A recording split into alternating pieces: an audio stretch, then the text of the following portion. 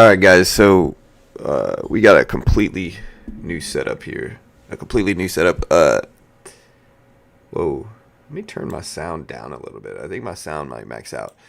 Let me know if my audio is good. Again, we got a completely new setup here.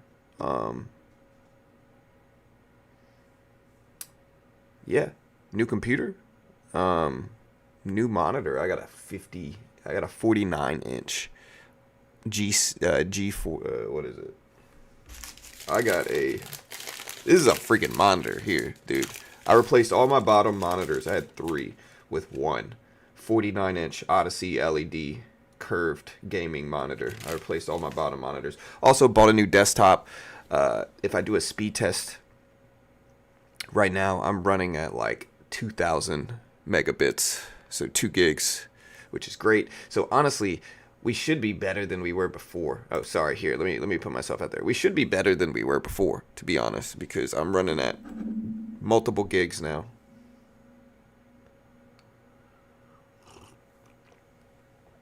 Oh, so we're back. Yeah, I was gonna do the GameStop stream yesterday, and unfortunately, um, yeah, my last computer, it looks like something with it. Most likely, what it was the Ethernet port going out. So I think my Ethernet port was just crapping out on me, unfortunately. You know, so hey, it happens.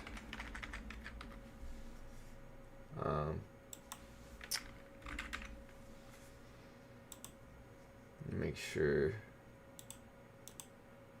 we got the right account here. Plans. My monitor just cut out for a second. I don't know what happened.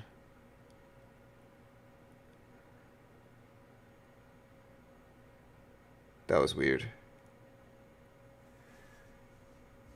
Alright, so we're good to go. We got our account here. Okay, good. We're paying for it. Okay, good.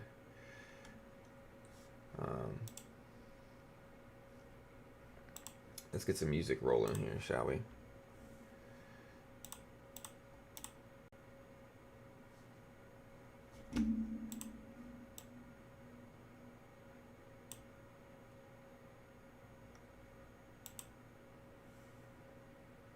Everything running smooth audio-wise? So is the audio going okay? Is the audio to the stream going okay? Here, that's weird. What about my sound? Let me know if my sound is good. Y'all gotta help me check my new computer.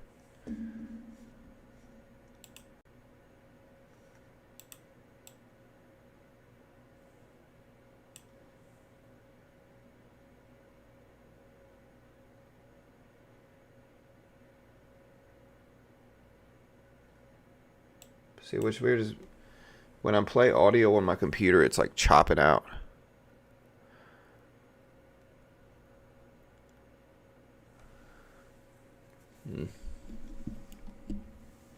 Buy gold.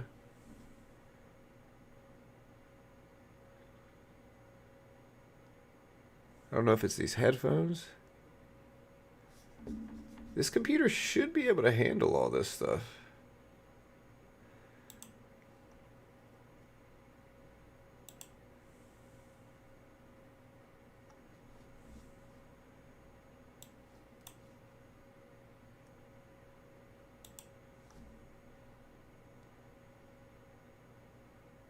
Yeah.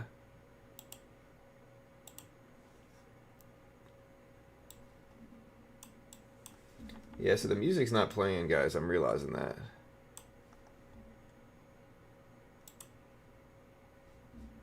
How's the audio of the stream?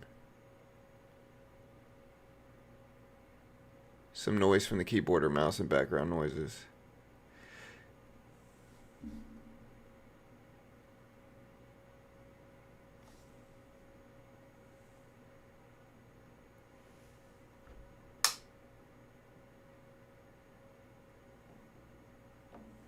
Yeah, it's weird. So, like, I'm listening to music.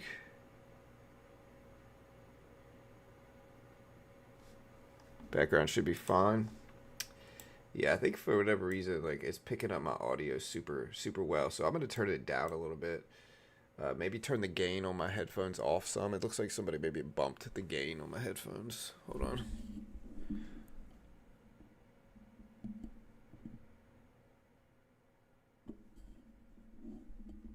There we go.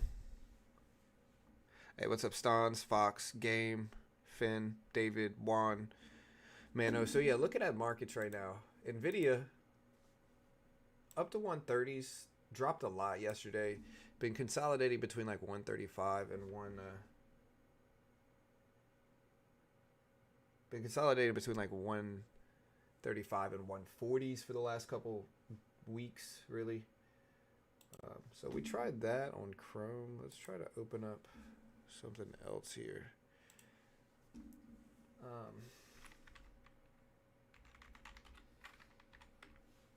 Yeah, so it's very strange. It's like when I open up Epidemic Sounds,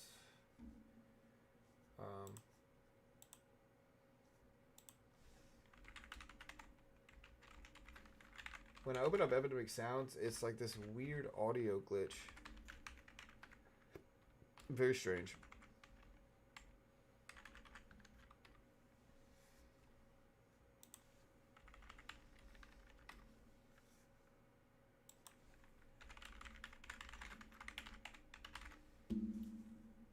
Aside from that, though, just to confirm, the stream's clear, right?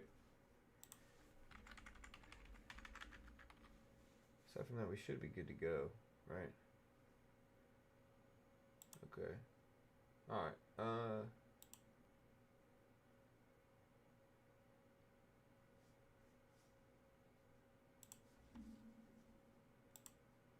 Weird. My internet should be very good too, man.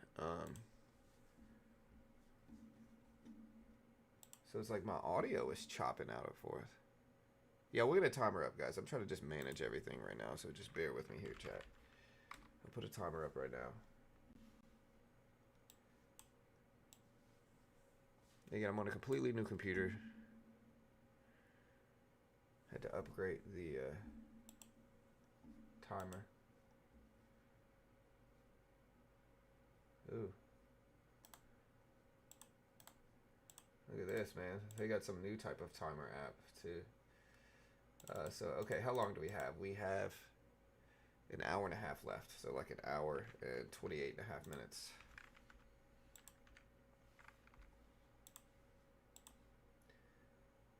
This time, that's a little bit off. Let's figure this out.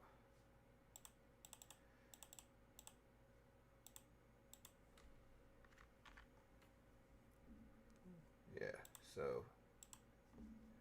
there we go. All right, so here's our timer. We got our timer live. I'm getting the music coming, guys, so just bear with me. The music's going to be here.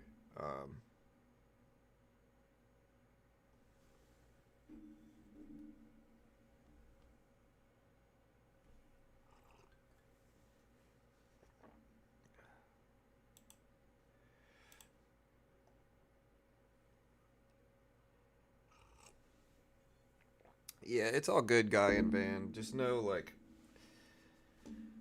the amount of people that I come to my stream, right? Like, I got a lot of people that, like, they come to my stream and they're, like, super nice to me. They're like, oh, they're my best freaking friend. Oh, you know, John, you're the greatest. You're the greatest guy of all time. And then, you know, come to find out, they're really just kind of pandering to me a little bit so that they can, like, try to bring viewers over to their channel. It happens a lot, right? So it makes you genuinely just not trust people. But it's all good. Like I said, it's all good. Okay, so just to clarify, I'm going to ask this one more time. Let me check this. Stream's good, right? We're clear.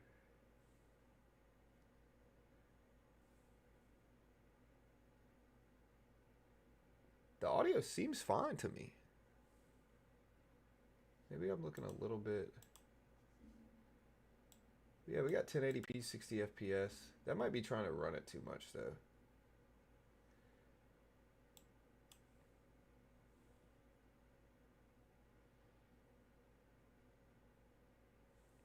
And is it too low? Let me turn it up a little bit. How's that? Is that better? USA is in the golden era. Nothing bad is happening. Every day is coming on spot with expectation.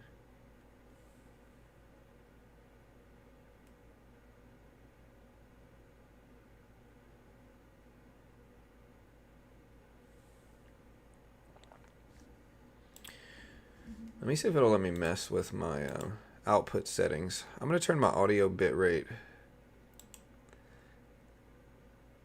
You know, I could always turn my audio bitrate up.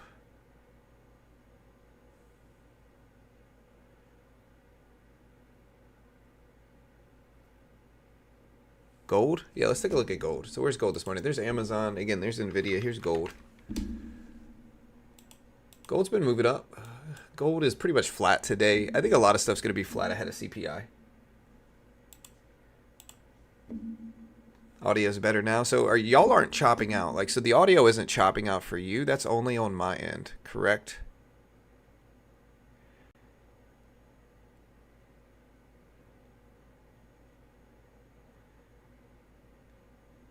It's clear. Audio is good. Yeah, the only way for me to really test this is to look at it on my phone. Because if it's clear for you guys, like the music's kind of chopping out for me. And that's alright. But if it's clear for you, it doesn't matter, you know.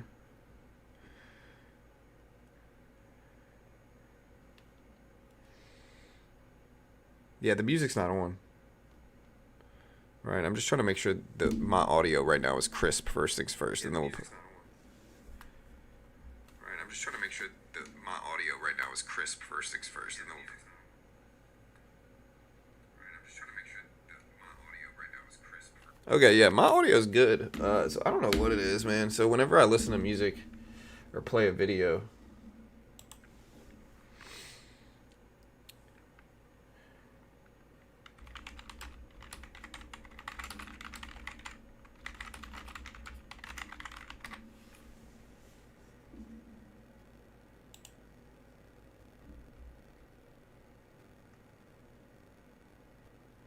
Alright, I'm going to put the music on and just let me know if you can hear it.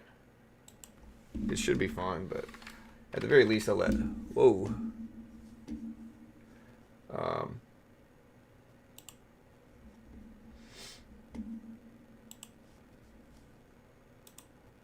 Again, it's chopping out for me. It's kind of breaking up for me, but...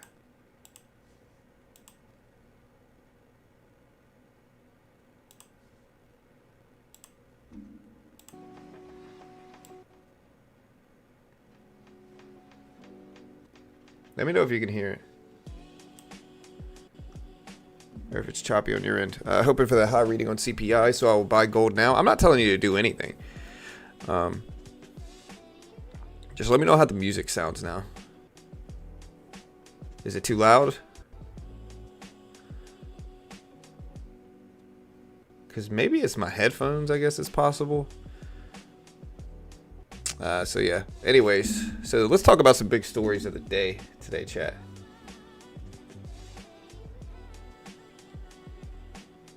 It's okay, not too loud. It's good. All right, cool, man. Hey, listen, it's weird for me, but if it's good for you guys, that's all we need.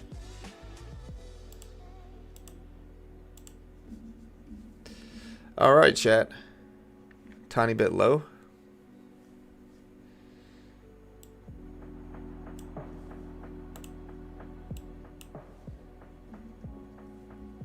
I got 8K short at 409, Bitcoin longer short. Let's take a look at Bitcoin today. So there's gold.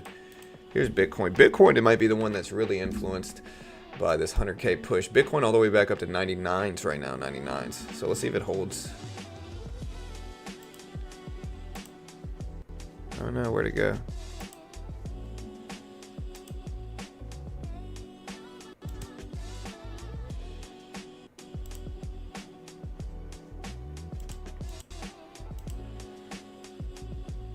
It's okay now? Alright, cool.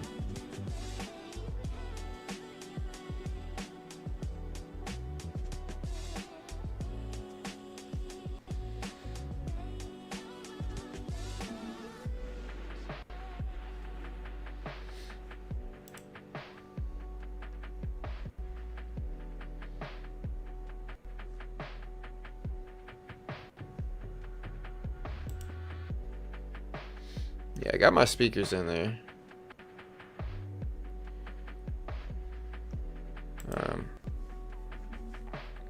Not looking for advice, but do you see C3 AI popping at all today? Didn't they have earnings?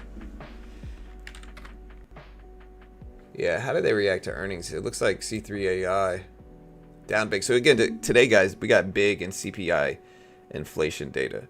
So we got big CPI inflation data today. All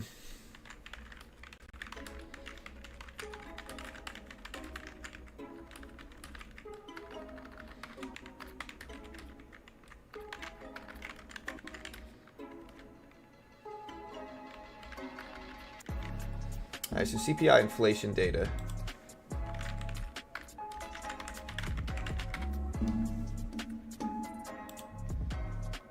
There's the.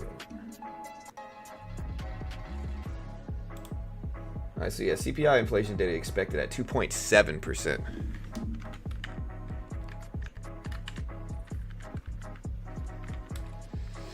And 0.3% month to month.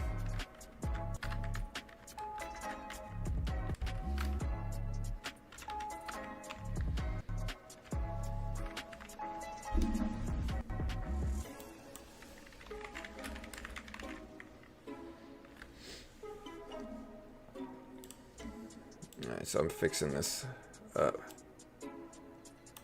Yeah, so I'm gonna get another. See if we can put like a box around it on the top or something. I could also. I could put like a double scroller here.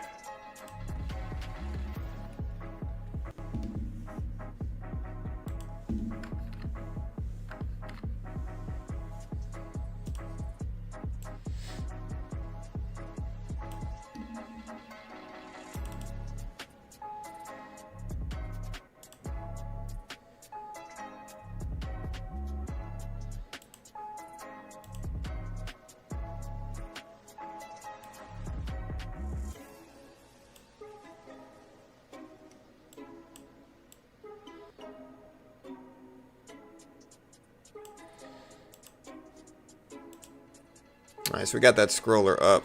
Bullish news, it depends on what it shows up as. 2.6% last report. Yeah, so the last CPI inflation report, 2.6. Today they're expecting a bump up of 0.1% to 2.7%. Last time was at 0.2% for month-over-month CPI. Today they're expecting 0.3%. Core CPI expected at 0.3%. Year-over-year expected at 3.3%.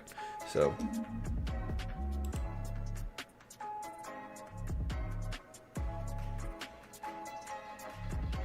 yeah, it's a massive report, chat. Massive report. We still got an hour and a half. This is a big report. All right. Let me do a poll here. We're going to do a poll live like we always do. Does CPI come in high or low?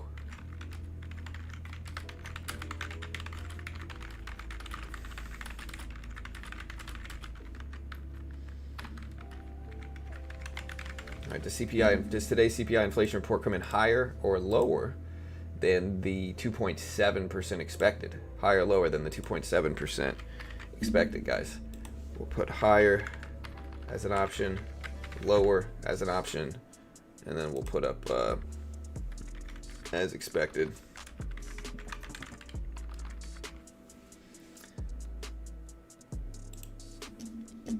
CPI comes out at 8:30 Eastern Standard Time. 8:30. The poll is now live. Yeah, I'm looking up some stock news updates here. So again, we're seeing some articles that U.S. benchmark equity indexes closed lower yesterday as markets await the official inflation report today. Dow Jones fell 0.4% to 44.25. S&P fell 0.3% to each.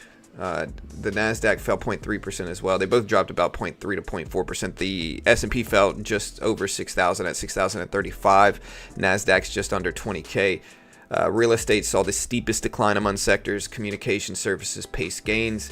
Government data is expected to show that CPI rose 0.3% today, as I said, 2.7% annually. According to a Bloomberg compiled consensus, in October, the U.S. CPI index increased 0.2%, 2.6% annually. We also have PPI on Thursday with jobless claims. 10-year yields increased 2.9 basis points to 4.23%, while the 2-year rate added 2 basis points to 4.15%, respectively. Small business optimism in the U.S. reached its highest level yesterday since June of 2021. They said, quote, or the National Federation of Independent Businesses' latest survey showed, quote, the U.S. election results signaled a major shift in economic policy, leading to a surge in optimism among small business owners. NFIB chief economist Bill Dunkelberg said, quote, Main Street also became more certain about future business conditions after the election, breaking a nearly 3-year streak of record high uncertainty, end quote. I'm not really a big political guy, but, you know, this is broad news, so we're going to cover it. MongoDB went down almost 20%, the worst performer of the NASDAQ late Monday. The database software raised its full-year outlook and reported better than expected third-quarter results, but forecasts a consumption slowdown for its Atlas cloud platform. So that dropped. Oracle also saw one of the steepest declines Tuesday, down 6.7%. If you look at Oracle here, you can kind of see a gap down. It was at 180s. I got to update these charts. Here's a 15-minute chart. Yeah, you can see Oracle's dip from 200s. Look at Oracle in the middle chart here. Oracle second quarter results fell short of Wall Street estimates, as strength on its cloud operations countered by revenue declines in hardware and service offerings. Walgreens is in talks to be acquired by Sycamore Partners, according to the Wall Street Journal. Boeing, top gainer on the Dow, and among the best of the S&P, up 4.5%, almost 5%. Planemaker said it resumed 737 production, and its factory in Renton, Washington, increased production at 737. November deliveries and orders both fell sequentially and annually, though. So West Texas immediate crude was little changed at 68 a barrel, little low per averages, or put the oil guys want, but that's okay.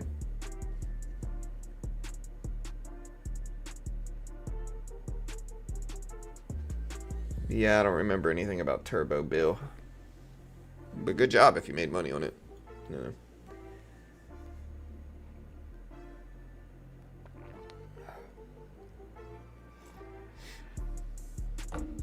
What's your bet on CPI numbers? You're going to guess it right again? I don't know, dude. We'll see. I'm not even going to claim anything, dude. I need a haircut. That's what I see running this live stream right now. I need a freaking haircut.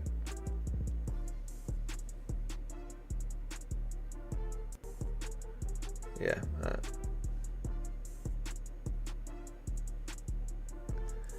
I know I need a freaking haircut. Lazy peeps.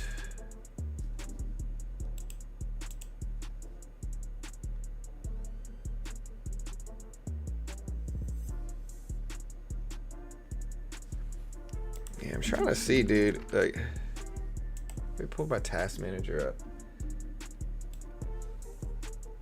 Yeah, dude, so we're only using 10% of my CPU right now, 35% memory, right? Like, we should be running flawlessly here. Let's check it out. Yeah, we're good. GPU's only at 4%. We should be good. I'm not sure why we're lagging.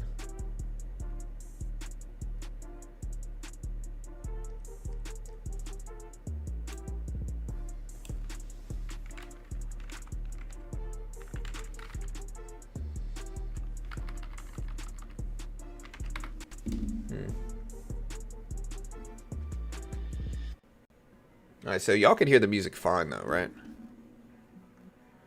CPI higher can push the markets up or down. So higher CPI is higher inflationary data. It's not good, right? So higher CPI ain't good. It's not good. Yeah, so higher CPI, not good. Lower CPI, good. You know.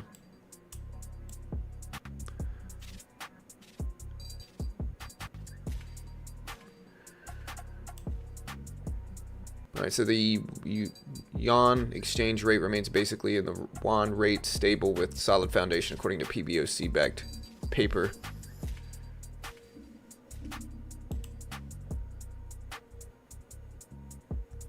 Thoughts on Bitcoin mining companies? Well, I think they're going to benefit directly if Bitcoin goes up, of course.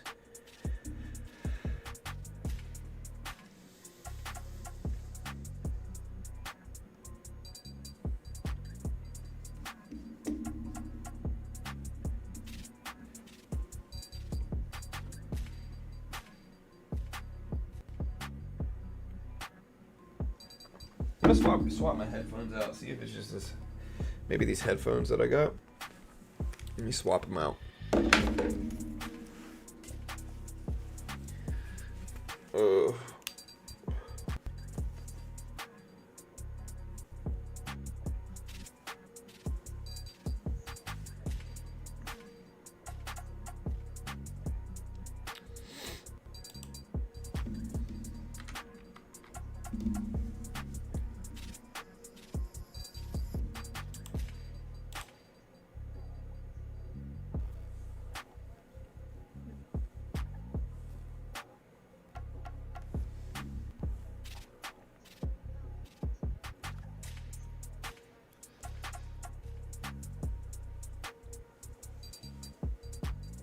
Yeah, so I'm trying to hook my monitor up. I guess I probably should just leave it alone then, huh? I'll have to mess with this after the stream.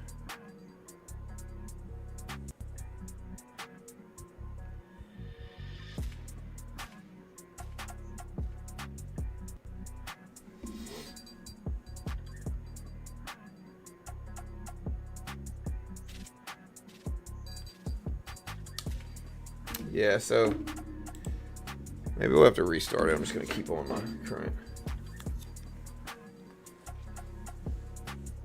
See if we can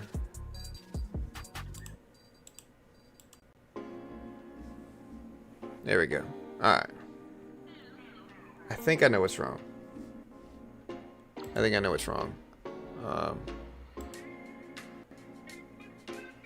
I think what's going on is my mic is currently connected. My headphones are currently connected as a microphone. I don't want that. I just want a regular, whatever.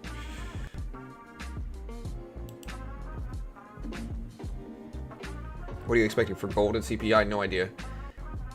Tesla. Where's Tesla at today? Oracle down a lot. Tesla, last time I saw it was pushing 400s and now it's over 400s. Honestly, Tesla, the new lifetime highs for Tesla are 409.70s. Wait. Weekly chart. Okay. I thought Tesla had a longer. I gotta customize. See, I have a new toss, so my long-term chart, I need to update it. A weekly chart should be the max available here, like this. Yeah, so the new highs of Tesla are 414.50s. So Tesla getting pretty close to that already. You know, Tesla currently at 408s. This is a big level. This is a big spot. You know, huge move up. I've been a big bull in Tesla for years, and I'm just a believer in it. You know, I'm just a believer in Tesla. So we'll see if it continues. But again, I'm just a believer in it.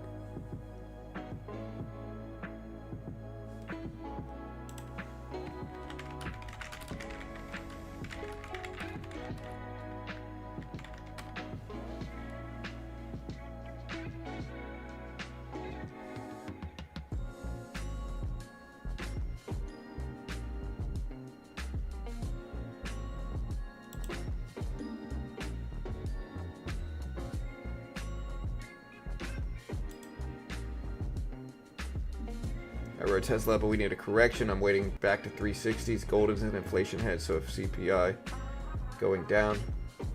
Well, kind of, yeah. So sometimes it depends, though. Like, sometimes gold moves in unpredictable ways, right? Like, a lot of the time, gold moves in a macro way. So a lot of the time, like, if markets go up long-term, gold goes up with it. It's not always the case, though. Like, it does vary. Gold's one of those things where it's not, you know, I would say it's not like super predictable in that regard, right? It's not like super predictable. So I'm trying to mess with my stream to see if I can get, that's too dark.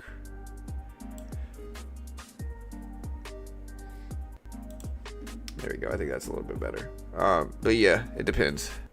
I think we'll get a correction. Well, maybe. If we're going to correct, it's going to be today, right? CPI inflation days are usually huge days. So if we're going to correct, you know, today's the type of day where we would. And so I'm just going to ask this again just because I'm kind of nervous about it. So chat, just to clarify, the music's fine. Y'all can hear the music. Everything's good. Right? Everything sounds smooth, clear. Audio's good. Stream is good. Yeah. Honestly, this computer should be able to handle it.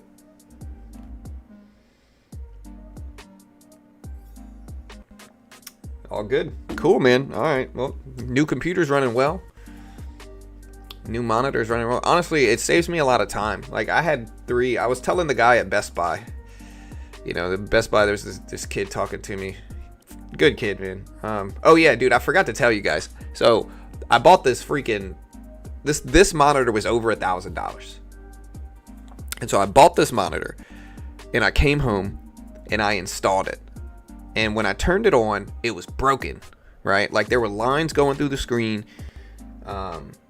It was broken. And the first one they gave me had, like, an open box to it as well, which I was kind of sketched out about in the first place, bro. And this computer, this PC took so long to set up. Like, dude, this monitor setup took, like, an hour to set up because I had to get my new PC set up and then my new monitor set up and all that good stuff.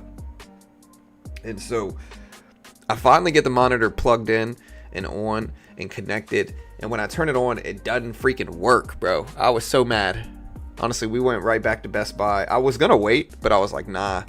If I wait, then there's risks. I was like, I bought it 2 hours ago. I'm gonna go bring this thing back right now. So I brought it back. They swapped it out, gave me a brand new one. I made sure it wasn't an open box one, and of course, it works great. I even filmed myself opening it. But man, dude, stress.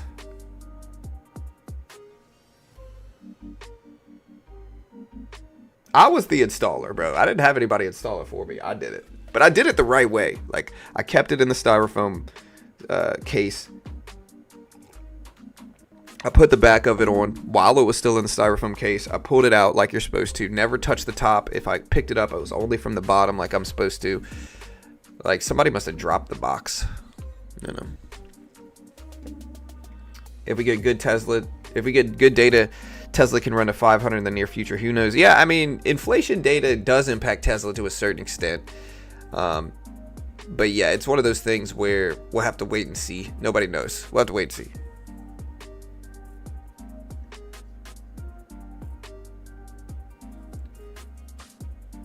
Yeah, looking at our poll numbers, 48% say higher, 30% say lower. So we're completely flat here.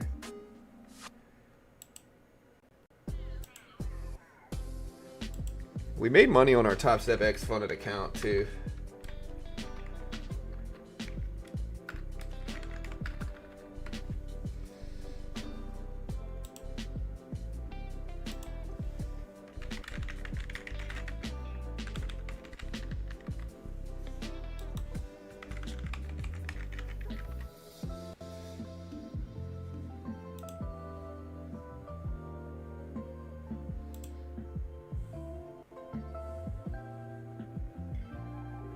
Yeah, like, honestly, this is an i7. I wanted an i9, but I'm impatient. I couldn't wait for it. I was going to get an AMD Ryzen i9, but I would have to drive like 20 minutes to go get the PC versus just kind of getting it from my local Best Buy. And so I just got it from my local Best Buy. You can trade anytime. So futures trading is open all morning, Mac. So futures trading is open all morning. Stream looks great. What do you think about trading live stream on Twitch? But wait, the ads? I'm not sure what you mean. I mean, Twitch is fine.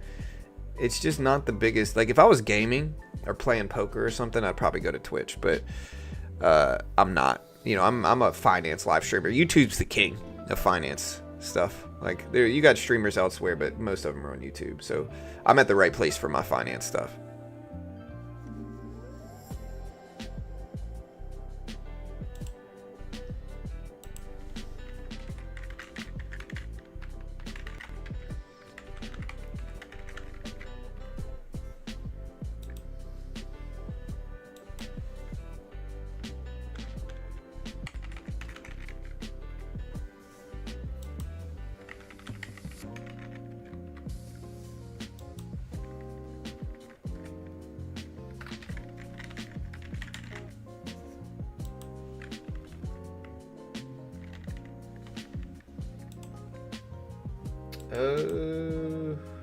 Trying to figure out, like, I think I'm here.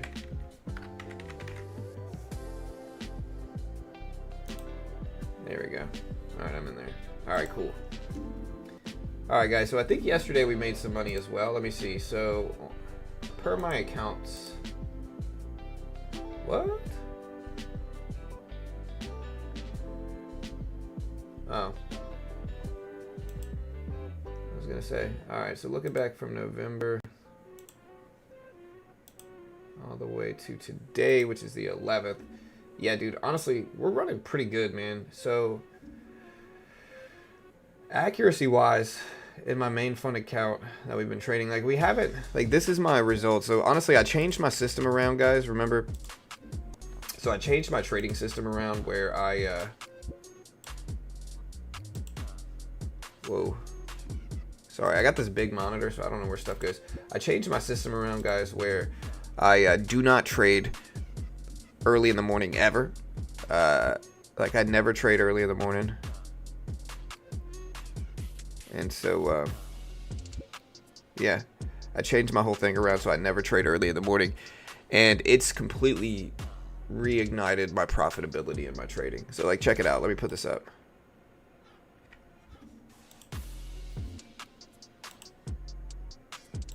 So this is my stats all the way to today in trading, right? So this is my profit graph. I'm not going to show you how much or anything like that, but like, this is my profit graph in trading. So I've only had one losing day since November. When did I start this? I've only had one losing day since November 25th. So since, where's my calendar? There it is. One losing day, 1 week. Yeah, so I've only had one losing day in 2.5 weeks. I'll take it, guys. And again, the way I've changed my system, I've done a couple different things, right? But the main one I've done is I stopped trading at all in pre-market. Like, I just stopped trading in pre-market. No, I haven't made a CPI prediction yet. We'll get to that later. But I haven't been trading in pre-market on my main account. And I have been trading very carefully. Trend trading mostly. Trend trading and extension trading mostly after the bell. And this has treated me incredibly well. Incredibly well. Again, I have been killing it. One losing day in 2.5 weeks. The other rule, so I have a couple things. So I don't trade at all in pre-market. I only trade after the opening bell. And every time we get the opening bell, I typically always wait at least 5 to 10 minutes after the opening bell. I start to pick up my trading a lot more after like 9:40. 9:40 hits, I'll start to increase size, start to take some more risks, all that good stuff. So that's helped my system a lot. And again, if you want to see my daily account balance growing, so like here's the growth in my account balance. Again, I'm not going to be specific with numbers, but this is my account balance since 11/25. 11/25. So we've been doing incredibly well. And it's really nice to see, dude. Honestly, it gives me confidence. Like, you know, for a while, I thought my day trading was bad. But this genuinely gives me confidence.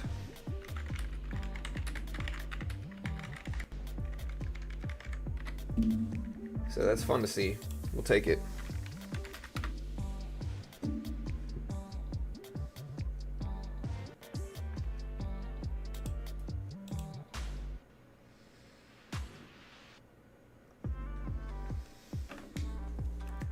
Tesla Cybertruck completes energy consumption declaration with China's Ministry of Industry and Information Technology. I wonder if that's going to affect Tesla. Tesla up to 407s today.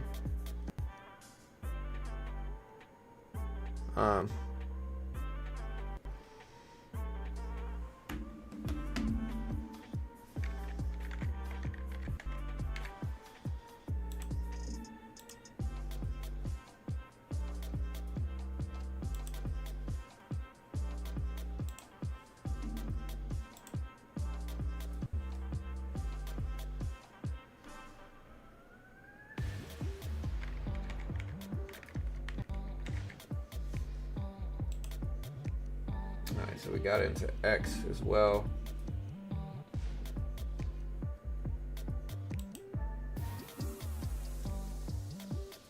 Yeah, so we're going to have to brag a little bit about our trading.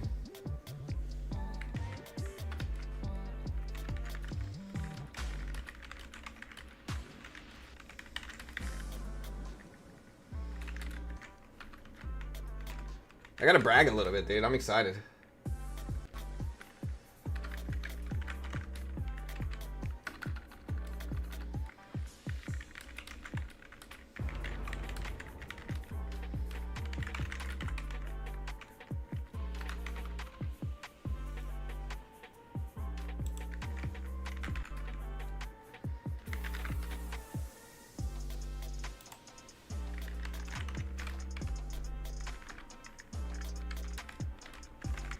All right, so my main rule, again, I'm breaking down the rules that I have to get this. So my main rule is I only trade after the opening bell. I never take pre-market trades.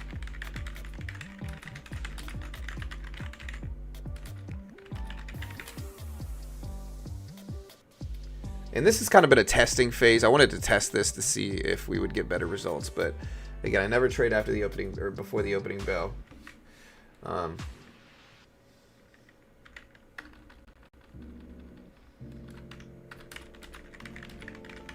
never realized how much. Let me know if this computer, this keyboard should be more quiet. I compared this to my old keyboard. This is the keyboard that came. It's an Asus. This is the keyboard that came with my new Asus.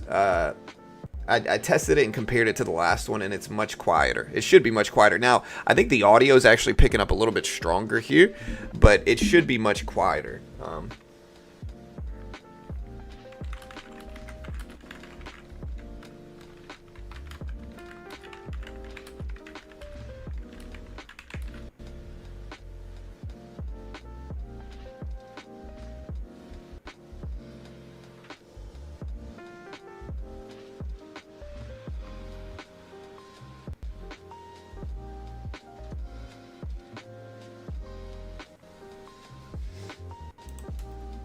Noisy keyboards are cool. This makes you sound productive. I personally always wait until 9:45 to start trading just to let the market breathe. Probably a good idea.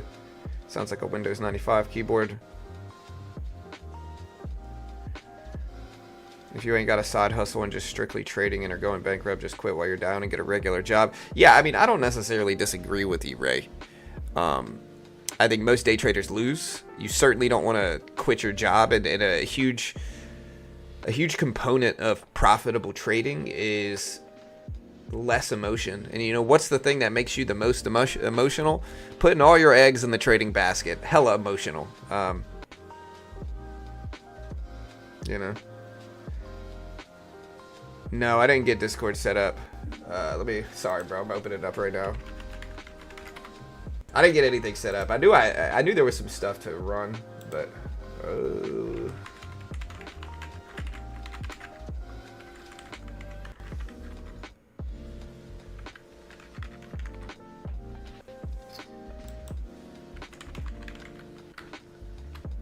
I have all these passwords, and I always keep them in my head. I never write them down. So I basically gotta hack into it.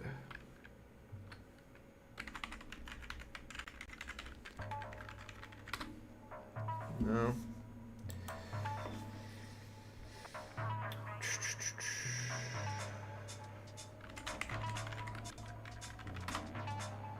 No.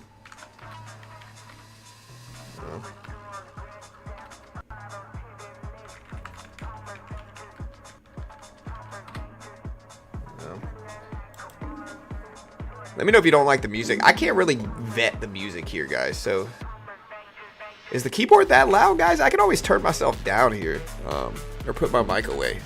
I'm sorry, guys. I'm sorry. Yeah, sorry, Pawn. I'm gonna have to hack into my Discord later, dude. You still not like Nike long term? What about Dell on this dip? Yeah, I like Nike. I think Nike long term's fine. Yeah, we're actually up pretty big today on Bitcoin. We're up total, like we're green in our Nike position. So my average price in Nike is 75.90s, and we've already scaled out of most of it.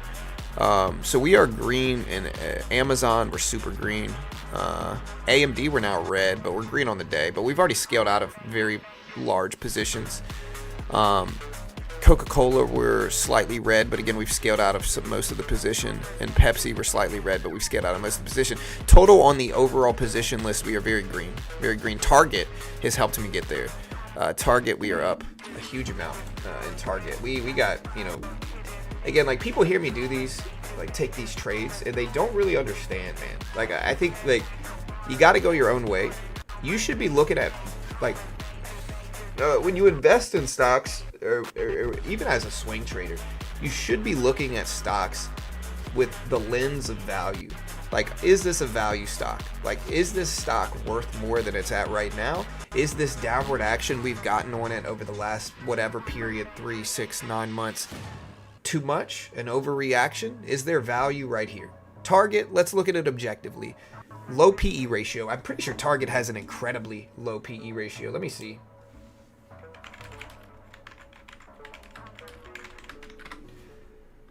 Target's PE ratio is 14. 14. It's very good for a PE ratio. Very good. Their revenue graph is strong. Their margins are good, and there's objective value at this price, right? So when Target dips down to like, again, I told you guys this before. When Target dips down to like $100, $120, easy dip buy, right? There's a lot of stocks that are like this. Bitcoin, right? Like BITO. We ended up buying BITO ETF way down here. I gotta draw my Epic Pen. I gotta get my Epic Pen downloaded next time. But we bought it way down here, and the thesis was easy. It was like, hey, Bitcoin's probably gonna run. It's kind of like this, right? So here's the easiest way to look at what I did with Bitcoin here, and I've been investing in Bitcoin for freaking years. But so you have to look at like big milestone levels, kind of like magnets, right? So when we look at Bitcoin here on a longer term perspective, you got to look at these levels kind of like magnets. And so, you know, here's 100,000. Prior to this run up, Bitcoin had gotten close, very, very close to 100K, but it didn't technically break it in spot. Spot Bitcoin didn't technically break 100K. That is like a magnet for Bitcoin. And so if we get close to a big level like that but don't break it, it has to be like a huge level. I'm not talking about like a small milestone level, like a whole dollar level or something. I'm talking about a level like 100,000, like a huge milestone psychological level. As we get close to that and not breaking it, it is super, super probable that we're at least going to tap 100K, right? Because everybody starts to get excited. They start buying it up, and that surge of momentum helps it hit 100K. And so when Bitcoin got up to like 97, 98K, and then dipped down to 92,000, just an easy dip buy there. Just an easy dip buy. And again, I told you guys this. I have a short that I'm going to upload sometime in the next few days where I talk about this exact thesis weeks ago before it happened. And so it's just an easy, predictable thing. Now that it's hit 100K, I think Bitcoin could come back down to like 90s for a minute and stay there. It doesn't mean it's going to stay there forever, but I think I think Bitcoin, now that it's done the psychological thing, it's gonna simmer down a little bit and kind of consolidate in the 90s or 80s even, maybe. That's what I personally think. But who knows, man? And I hope it continues to go up. It's not like I want it to drop. And I think it consolidating, building up steam is good.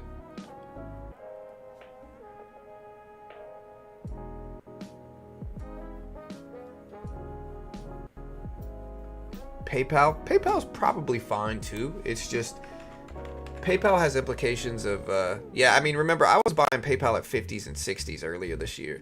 I rode it all the way up to like 60s or 70s, so I got my piece of it. Should have held on to more of it though. But PayPal's probably fine too. People underestimate a lot of things. You know, you got these people that try to pick the tops of blue chip companies. I say this every day, but you got people that try to like top pick blue chip healthy companies like Apple, Amazon, Walmart. You know, that's the worst trading strategy you could ever have. You know, like the edge is just purely against you. It's a much more profound edge to just, instead of trying to top pick, try to bottom pick. Find healthy companies that are down too much. Those are the easiest money in the market. But for whatever reason, everybody wants to be all shorting blue chips. I just think it's dumb. No offense. I mean, I think some people can do it, but the amount of people that do it versus the amount of people try, they're super imbalanced.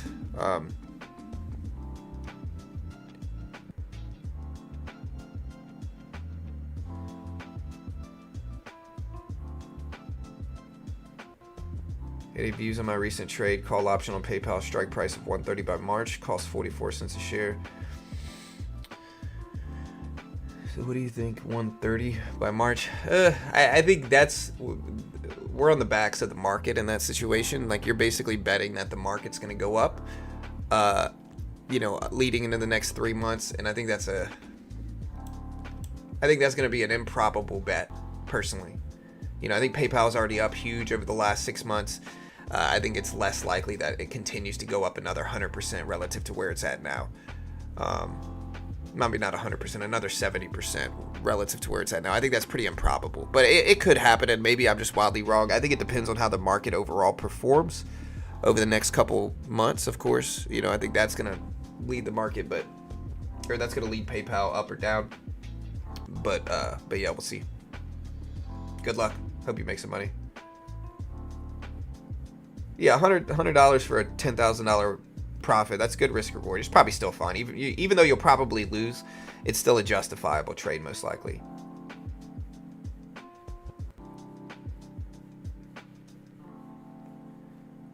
QUBT, that's a quantum stock. I short Tesla at every day, doubled. Man, well, good job. Listen, I'm not saying you can't do it, Matt. What I'm talking about is people that try to... I day trade short all the time. I'm certainly not criticizing short-term shorts. I am criticizing people who try to predict market crashes by shorting the tops of the healthiest companies in the world. And I think that's the worst, dumbest trading strategy anybody can have. But it's romanticized by movies like The Big Short and stuff like that, like trying to make it look cool. And so people think they're going to be the next big Michael Burry, and they end up losing everything, and it's just dumb. Even if they're right one time, it's not worth the risk. Do you think micro E-mini for 50K? Or E-mini thoughts? I'm not sure what you mean there, Enzo. You said, do you think the micro E-mini for 50K or the regular E-mini for 150? Are you talking about combines? Yeah, for sure. Like, trying to predict one of the most unpredictable things in finance and taking huge positions based off of that unpredictable thing is dumb. Combines. Personally, I like the 50K. I mean, I'm an affiliate of Top Step. And so, of course, like, my real bias is to be like, yeah, buy the larger one. But I like the 50K personally, if I'm being honest. The 50K is more suited towards me and, like, my own personality.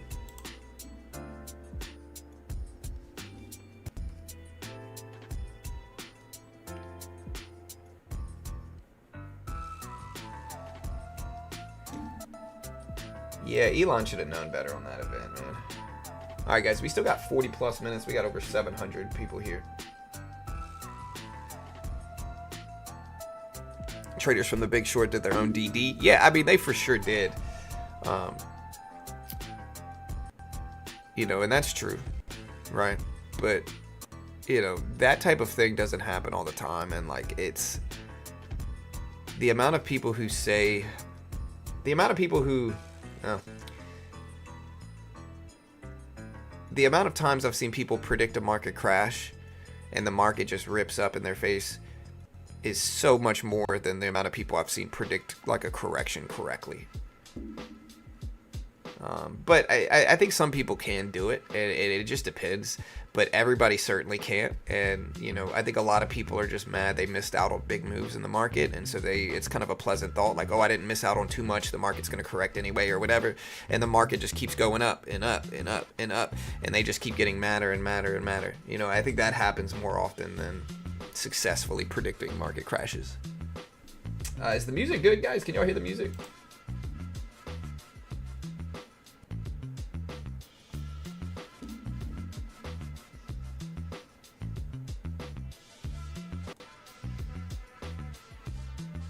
Will USD increase after CPI data? It depends on what happens. So the dollar will go up if CPI comes in high. If CPI comes in low, the dollar's going to fall, almost certainly.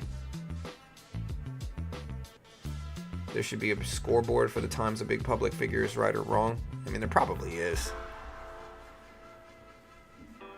Supermicro Semiconductor, solid company, bad press injury, and huge corporate press release resolution brought it back to life within less than 60 days. Yeah, no, Supermicro Semiconductors has basically come back to life. I mean, I wouldn't call them safe. Oh, wait, now they're down again. Super volatile, man. Huge percentage up and down. I'm just not touching this thing, man. It's just, like, and sometimes in trading, it's better to keep your count alive. versus try to make big bucks. Like account preservation is the #1 goal over everything else. And I don't necessarily think Supermicro Semiconductors is good for account preservation. At the same time, though, maybe this dip might be interesting. Now that they got their books in order, maybe this dip is interesting. I don't know. Yeah, I really don't know. Hey, what's up, Rude? Hey, thanks, bro. I gotta find my disclaimer here.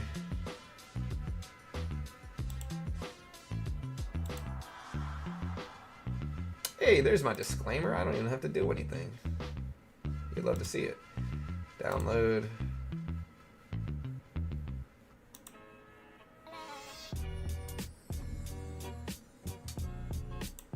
Always remember, guys, listen.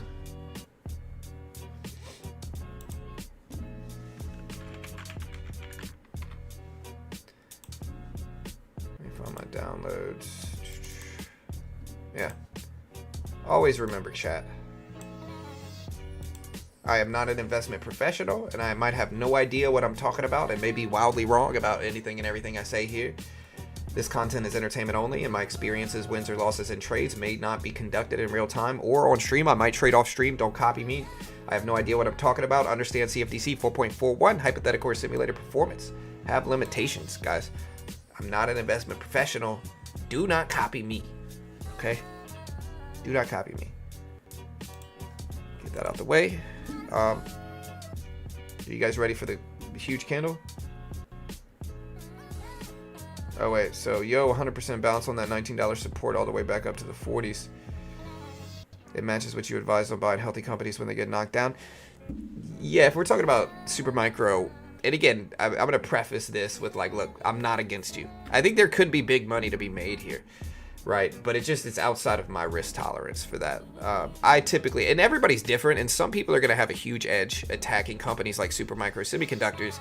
You just got to, like, the biggest thing with Supermicro Semiconductors and companies like it is that if you're wrong, you better recognize it quick and get the heck out of there.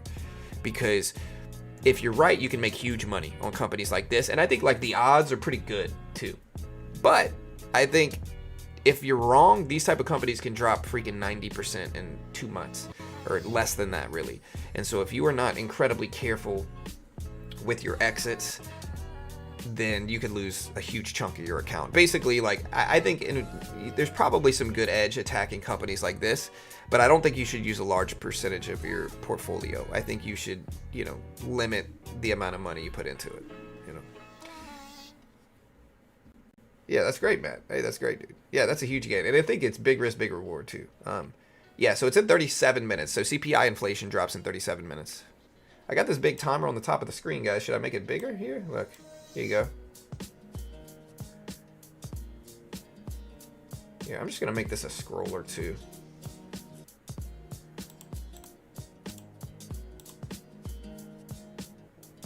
Should I make it a small scroll, or, like, how fast should the top scroll?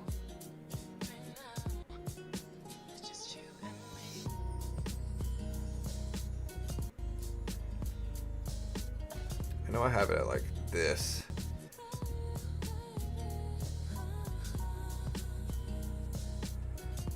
Okay, I think actually I'm gonna cancel this. I think having a scroll on the top is too much.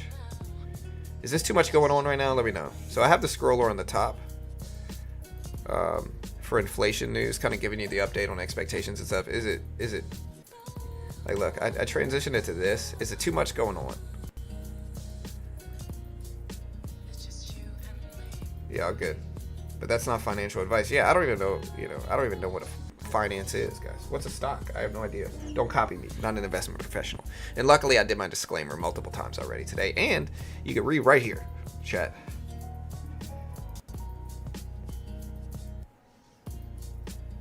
(8:30) Eastern Standard Time today.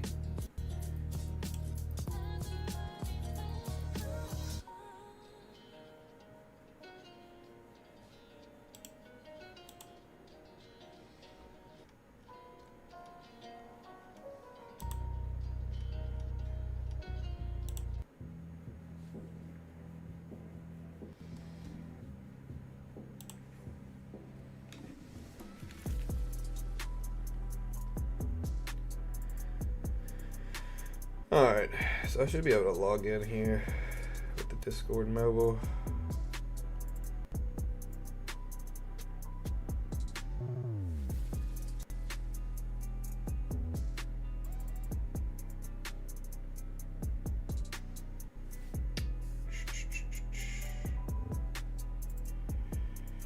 How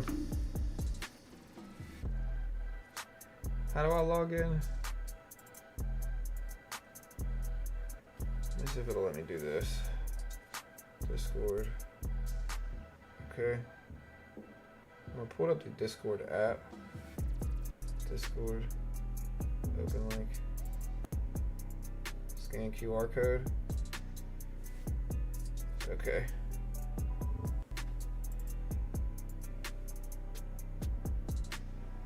Alright, so we logged in here. There we go. So I got Discord up too. That worked.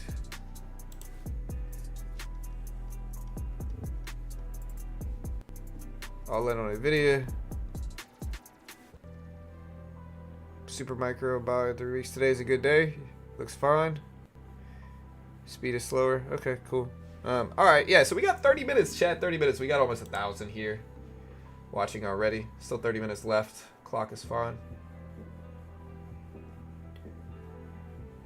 Yeah, I do like this aspect of it though, because like the new OBS has a feature where I can watch the chat from OBS.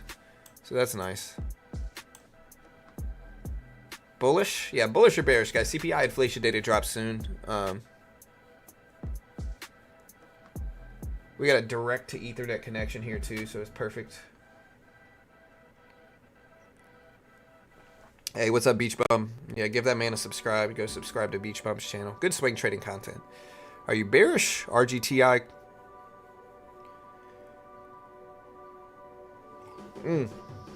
How did GameStop do on their earnings? I didn't even see it.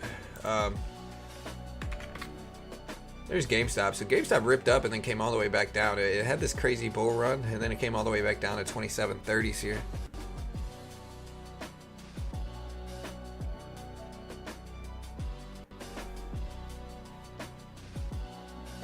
And just to clarify, so the sound is good, the music's good.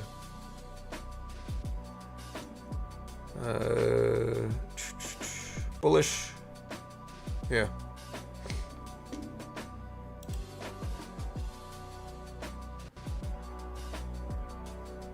Yeah, we still got over 30 minutes left.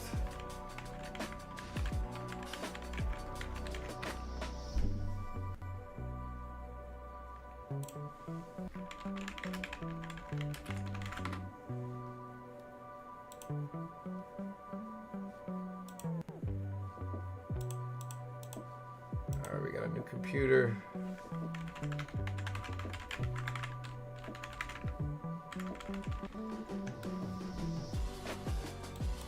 Dang, bro, they lock you. There we go.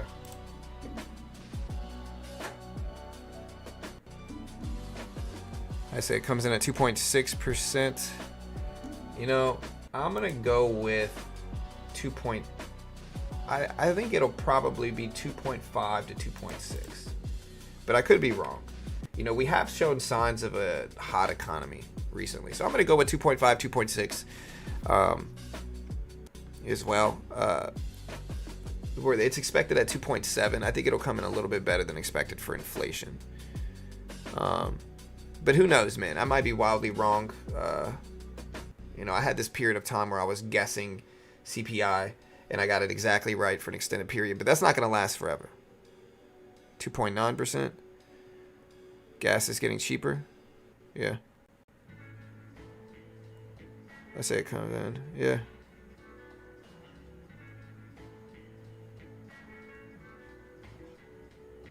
That was my first time watching market makers manipulate a stock the way they did GameStop. It was insane. You could actually see how they were doing it. Why do you think that?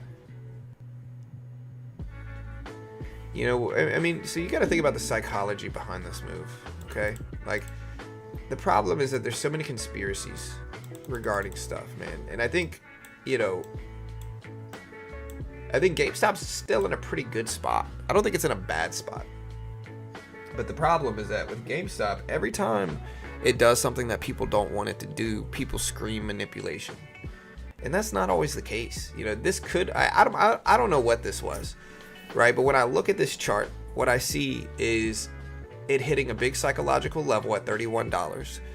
At psychological levels, people tend to take profit. And I think when you consider the fact that GameStop was up to these levels prior, that means that like some people that got in here thinking it's going to make its big bull run were underwater, right? So people that got in all around here, they might have been underwater because it ended up coming back down. And so, you know, what happens when you make this type of pop up there is that those same people that were underwater start to sell, right? They say, hey, I can get out, break even, I'm cutting it, you know, and they jump out of it. And then more people sell. And then that causes even more people to sell because of the downward pressure. And that's what makes this correction here. But again, I don't know if we could call it market maker manipulation. Maybe, but I don't know.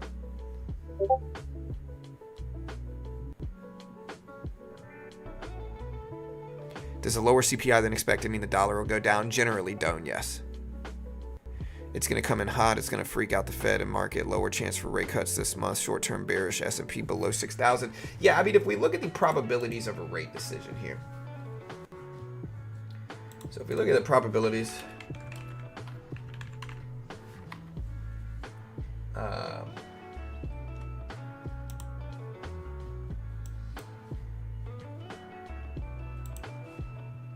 You know, it's pretty freaking high as we get closer to the decision next Wednesday. So the decision isn't exactly a week from now. As of now, it's pretty freaking highly probable that we're going to cut rates 25 basis points. What the heck is this doing? Okay, it's pretty highly probable that we're going to cut rates 25 basis points. In fact, right now, it's about 86% plus chance that we're going to cut rates 25 basis points. And so right now, it's very, very probable we're going to cut 25.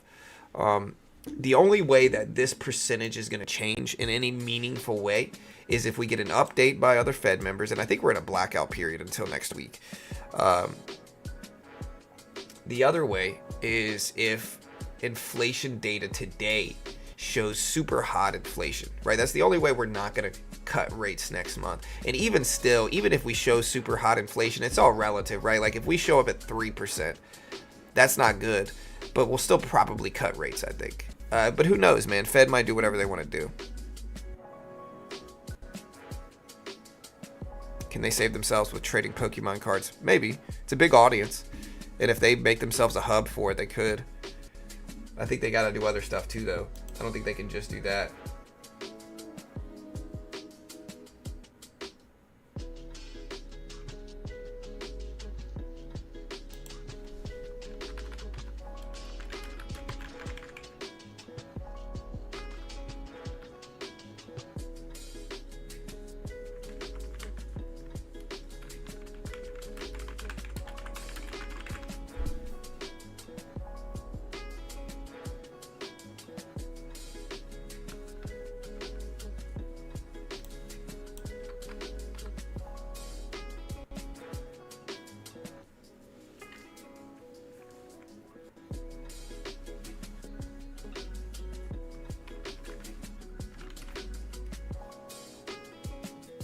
I think Tesla will hit 420 and reject if inflation data comes in good, maybe.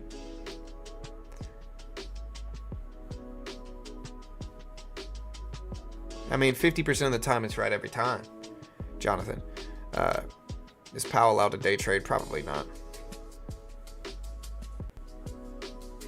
Papa Powell? Yeah. I mean, I don't know. I don't know if it's good or bad.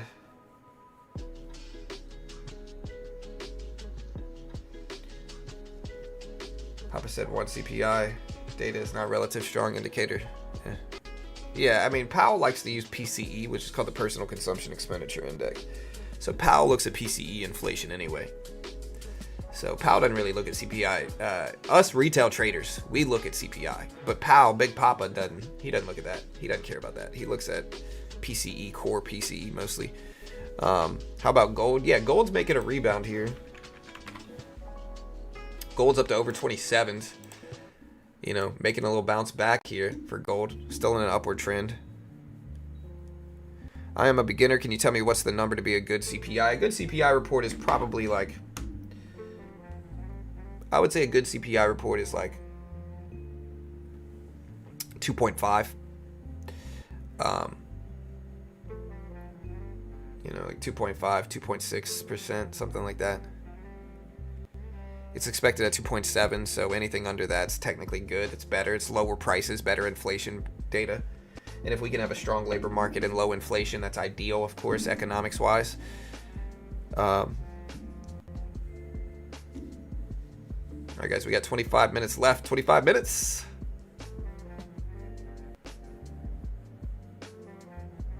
Yeah, Powell's got a net worth of like 40 million or something crazy. You know, he's not struggling.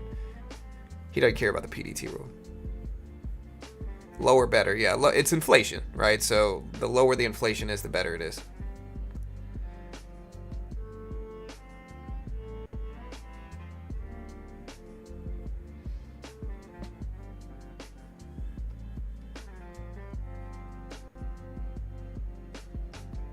You're the GOAT. I appreciate it. Hey, thank you, sir. Yeah, Trump change. Powell has no worries. So Powell used to be an investment banker, which I'm not even mad about, because I think running the economy is like running a business, you know. And so sometimes the best people in that regard are business owners and people who've run businesses or succeeded at business. CPI comes out at 8:30. There might be a big old timer. Here, I'll put it up next to me here. You know, there might be a timer. A key, you know, right here. This timer might be counting down to when the CPI inflation data drops. There also could be, in the title of this live stream, it might tell you exactly what time CPI comes out. I'm not saying it does, but it might. Do you work on the Dow? We can look at the Dow. I look at all of them. I like the Dow. Here's the Dow at 44.3. Been having a little dip with the rest of the markets, but, you know, looking at the SPY. Let's compare the SPY and the Dow. So here's the S&P 500 ETF yearly chart. Here's a Dow yearly chart. Pretty similar, honestly. Dow less diversified. S&P a little bit stronger on the year, I think. But overall, you know, we compare gold on the year. Gold's doing pretty good too. So markets are just out big this year. So here's gold. Wait. Gold right here. Dow right here, and then the one all the way on that side is the S&P 500 ETF. So you can see, and this is over the last year and a half. Everything's doing pretty good. You know, not great, but pretty good. Let me see if I can move this over. So I got this big old monitor now. It's so heavy. There we go. That's probably good.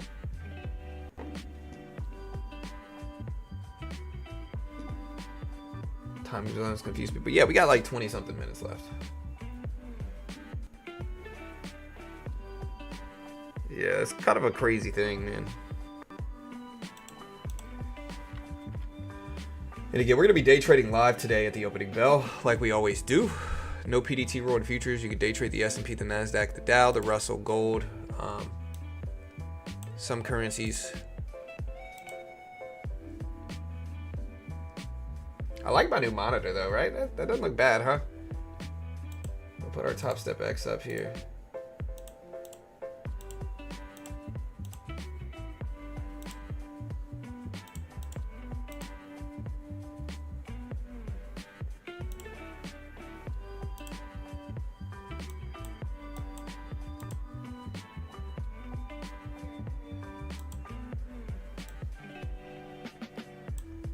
Alright guys, so here's the Nasdaq right now. Nope. Yeah, so there's the Nasdaq futures contract here. So here's basically the QQQ price action is right here. Alright. Yeah, so here's the Nasdaq. We're trying here. We're trying to hold. Stretch this out a little bit more too. There's a SPY. We'll put like Tesla, and then we'll keep gold up here on the bottom chart.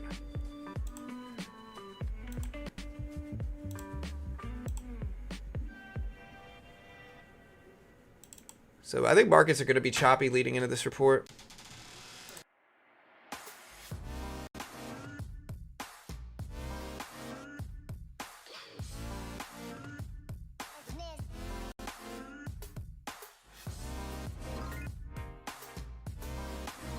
All right. Love you guys. Here. I love you, buddy. Love you, dude. Have a good day, buddy. My son's got a mask on right now. All right, I love you. Hey, Carol, call me, okay? Yeah, my son. He really wanted that mask. He finally got it.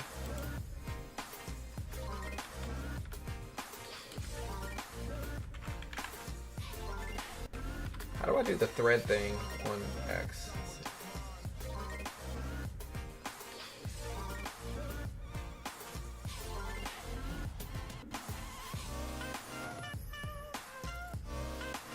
What's CPI at the moment? Last time it came in at 2.6%, 2.6%. Again, but yeah, we're day trading on Top Step. We're day trading on Top Step. Top Step, they give you a demo. They test your skill with a demo account first. You pass the test, they fund you. You fail, you only lose what you pay for it. The base one's $49. For that $49 monthly subscription, it's kind of like a souped up demo account with perks. They're going to give you a 50K demo account. If you can make 3K without losing 2K on that demo account, following their rules and conditions, check this, confirm all this with them. But if you pass that test, 2 to 3 ratio, reasonable ratio, you got to make 3K without losing 2K. They fund you 50K, 90% split, and then you can start taking withdrawals from them once you hit their milestones. You just need 5 winning days before you can start taking payouts. No PDT rule in futures. You can day trade the S&P, the NASDAQ, the Dow, the Russell, gold, some currencies, Bitcoin, micro Bitcoin, no PDT rule. Patterns are super similar to like stock patterns. If you look at Nvidia versus the NASDAQ, it looks super similar. No PDT rule on the left side there. So if you look at Nvidia and then you look at this, it's very similar price action. No PDT rule in futures. You can day trade short, buy market, sell market. Very similar to day trading stocks. Top Step's the most legit one in the world. They've paid out over $150 million since 2020. They fund thousands of traders. Just great way to learn how to day trade. It's the best of both worlds. It's limited risk, but if you pass the test, there's tons of perks. Teaches you how to trade, but if you lose, you're only out $50 for the monthly subscription. It's the best of both worlds. 90% split, and you get to keep your first 10K once you're funded. So it's the best of both worlds, right? It's a good way to limit risk while learning how to day trade. Or if you don't have that much money and you want to lower startup cost, you can pass the test, get funded, and then fund your own account if you're good enough. And again, most day traders lose, so frankly, it's a lot cheaper to lose here. But they're an affiliate of mine. I'm biased for sure because I get paid by them, right? So I'm super biased in their favor because I get paid by them. If you want to check it out, here's the link. Great way to help support the channel. No, US dollars. Again, though, as always, remember, top 3 worst trader of all time. I have no idea what I'm talking about. I do trade off stream. You're not going to see all my trades. Not an investment professional. Not liable if you lose money. If you do sign up, check out Top Step X because there's 0 commissions on Top Step X. So if you do sign up, Top Step X is the way. And yeah, definitely top 3 most biased trader of all time right here, chat. Definitely top 3-ish most biased trader of all time ever in the world. Don't sue me. I am from Louisiana, sir. But do you need my social security number too, or is that good? How do you think CPI numbers will affect the 86% rate cut price in? It depends on whether they're good. So this is how CPI will influence rate expectations here, chat. So if CPI comes in high, right, meaning higher inflation, worse inflationary pressure, higher inflation problems, what that will ultimately mean is that the Fed is less likely to cut rates because one of the consequences of cutting rates is inflation. When everybody has cheaper access to money, i.e. lower interest rates, they tend to spend more. That brings prices up, right? So that's not good. So the higher inflation is, the less likely it is to cut rates. Although I think regardless of what the CPI inflation report shows, it's still pretty freaking probable we're going to cut rates next Wednesday. It's not 100%. Right now it's about 82, 83% likelihood that we're going to cut rates. And so it's still pretty probable that we're going to cut next Wednesday. If inflation data comes in low, it's more likely that we're going to cut. Because if we have low inflation, what does that mean? It means that we can go ahead and help people out by lowering interest rates. You know, the only way we wouldn't want to cut interest rates is if we have too strong of an economy and too high inflation. Because if the economy's strong, we don't really need lower rates. If the economy can sustain strength in the current rate, scenario, then what's the point of cutting rates more is the logic of the Fed, right? But their job is to keep it balanced. And so, We'll see what happens. I'm going to go with 2.5, 2.6% is what I'm going to go with. They're expecting today, guys. So it's expected at 2.7 today. So inflation data today is expected at 2.7. I'm going to guess 2.6, 2.5. So we'll see what happens. What are your guys' guesses here? Looking at our numbers here on the poll, we got about 2,000 votes on the poll. 45% think higher, 28% think lower, 27% think as expected. Yeah, hit that like button, guys. Let's see if we get 1,000 likes today.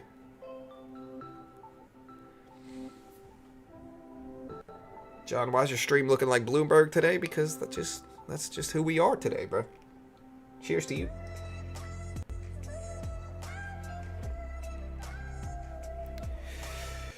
So can you help me with where CPI data releases live? It releases live right here. Right here it'll release live. We'll cover it as soon as it drops. Literally as soon as it comes out, we'll cover it.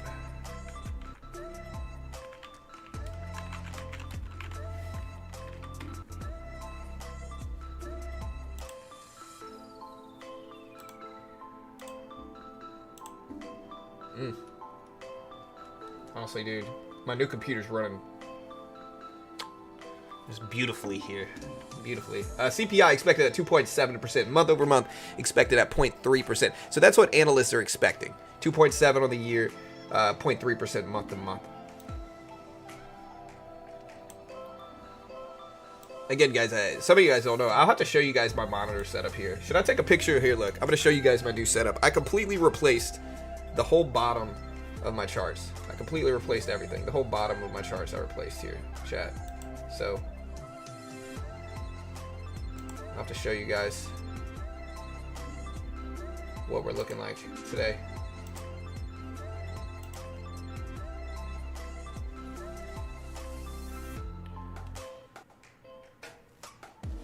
It's gonna be hard. I'm gonna have to go like this. Yeah, that'll be good enough. This is my bottom monitor. Alright.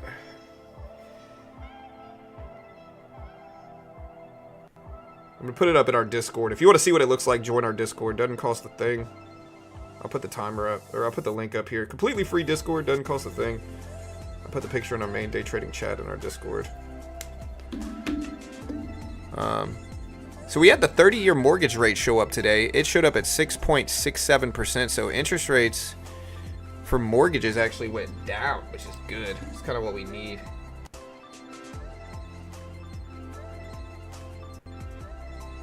So dumb question, and I may have already missed an answer because I just joined. So as an investor, you want it to come in low. This will help move markets in green this week.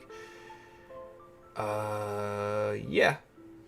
I mean, you never know, right? So just to put this into perspective, market can come in high for inflation, market goes down. Market can come in low for inflation, market can go down, right? Like, it's never definitive. It's a higher likelihood that if inflation data shows up lower than expected, that the market, the S&P, the NASDAQ, the Dow are going to go up, right? That's a higher likelihood, but it's certainly not 100% likelihood, and anything can freaking happen there. So basically, lower is better for everybody. We don't want, inflation has gone up so much in the last 5 years, and this is one of the reasons people still think we're in some like hella weak economy, because inflation has gone up so drastically in a 5-year period, mostly from like the quantitative easing of the post 2020 economy. The Fed did what's called quantitative easing, which is a form of money printing where they create bank reserves online, and then they use those bank reserves to buy up other financial assets like bonds. It injects liquidity, affects bond prices and interest rates overall. But one of the consequences of QE is inflation. We also sent out stimulus checks that certainly made prices worse everywhere. We also, lowered interest rates directly, right? So all of these things made the 2022 year a pretty high year for inflation, right? So it was a period in which inflation was almost at 10%. And so anything that signaled economic strength, the market negatively reacted to. And that's the opposite of convention. Like usually low unemployment is good, right? And higher payroll numbers is good. But in some months of the 2020s, higher payrolls was bad. High unemployment was reacted positively to. It was just a weird market. It was backwards land for economy stuff. And so then the Fed started playing the other side of it, and they took a hawkish or restrictive stance in the economy where they started raising interest rates. They started reducing their balance sheet, doing what's called passive quantitative tightening, where they let their current like bond holdings just run off and mature out of their balance sheet. And so they became restrictive is the point. And that restriction did help curb inflation to a certain extent. If we look at like CPI inflation graph, you know, that restriction did help inflation get better, you know, and we can kind of see that here. So like here's CPI. Whoa. So here's CPI, and you can kind of see how we had that big run up right here after 2022. This is inflation, right? So after 2020, all that QE, money printing, stimulus checks, it pushed inflation super high. To by mid 2022, we were at almost 10%. And then the Fed stepped in, started doing a tightening phase. They went restrictive. And then that started dipping inflation back down to where we are now, 2.5, 2.6, 2.7%. So this is the graph. But even where we're at right now, it's not terrible, right? Like they want it at 2%, but it's not horrible.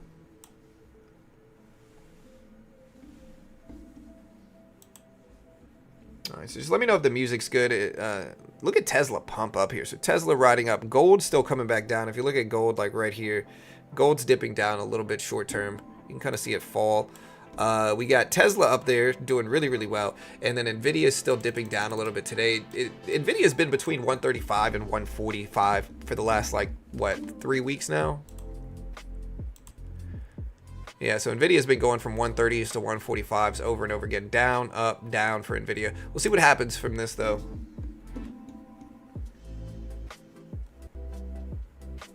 Music is all right. I'm not talking about whether you subjectively like the music. What I'm talking about is, can you hear it? Is it too loud? Is it too quiet? John, Nvidia is coming out of the yearly channel if he goes below 135. What do you think? Are there things heading downward? I don't know. It depends, you know.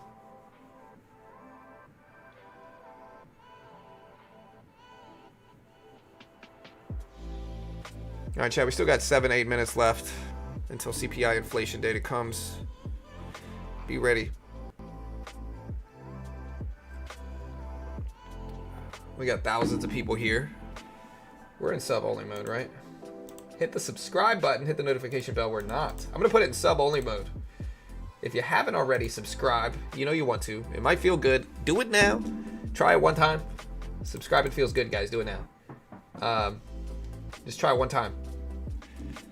Hit the notification bell. All right, guys, NASDAQ pumping up at 21.5. 21.5. We are going to day trade live today, too. So stick around. We are going to be day trading live today. Look at Tesla pump. Nvidia down. Gold down. NASDAQ moving up a little bit. Still pretty choppy. You know, there's a reason I attack choppiness on CPI day, and it's because of this. Like down, up, down, up, down, up. Very choppy days and leading into CPI. Yeah. We'll see what the NASDAQ does here.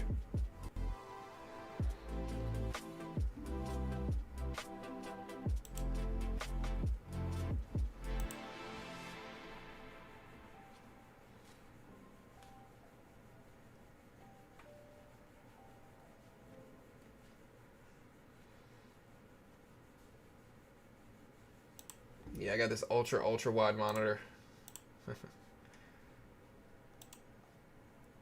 All right, guys, we got 6 minutes left. Give me your last minute predictions. We got about 6 minutes left. My timer's actually pretty accurate. It's not 100%, but we'll cover it as soon as this data drops. So be ready, chat. Inflation data coming soon.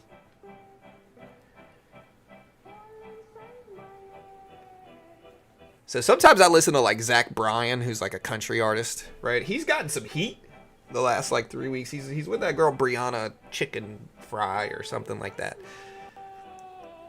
You know, I don't understand it. You know, he's like, hey, I'll pay you $12 million to sign an NDA to not talk about a relationship. And she's like, nah, bro. I've got all these dirty secrets about Zach Bryan. And then I'm sitting there looking it up. And, like, from all I can tell, she's basically like, hey, he's insecure and he yells a lot. It's like, okay. Well, like, I'm not saying that stuff is good. But, like, you know.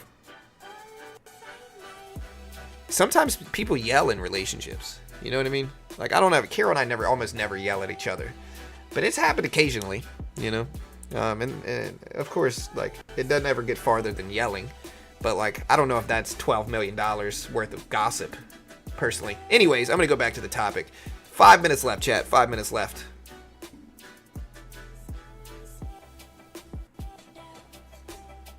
NASDAQ, pump it up.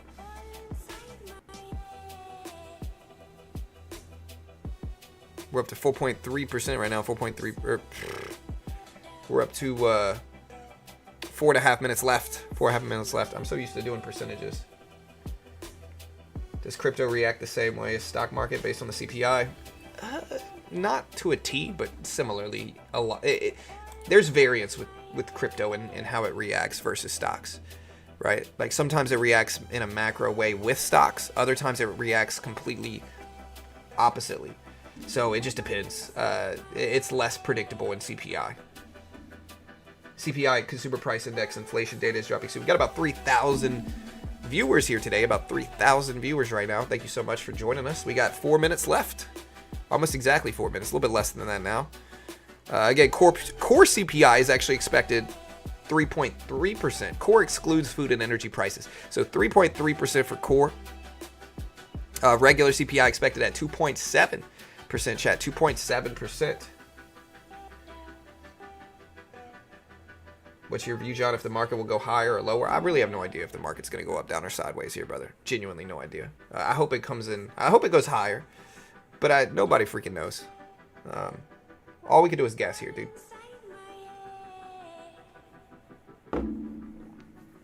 I'm pretty sure you can trade news on Top Step, trading on Tilt. I'm not 100% sure. My guess is 2.5, 2.6.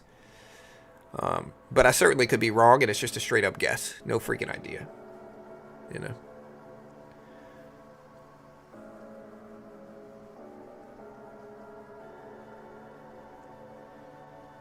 Depends on how much you paid for it to decide if you should sell now. Red day today, in my opinion, maybe.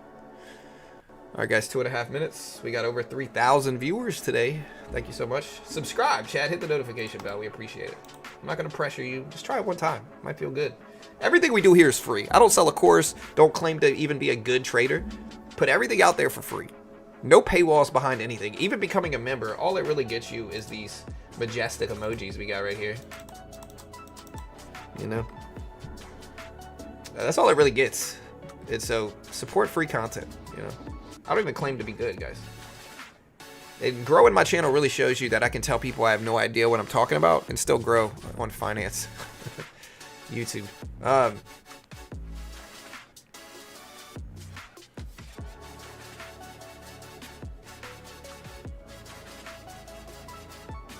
All right, guys. Here we go. 2 minutes left. 2 minutes.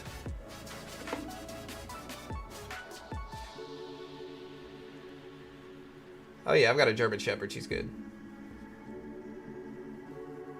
One reason this channel is so good, all free content. Yeah, I mean, I have no paywalls behind anything.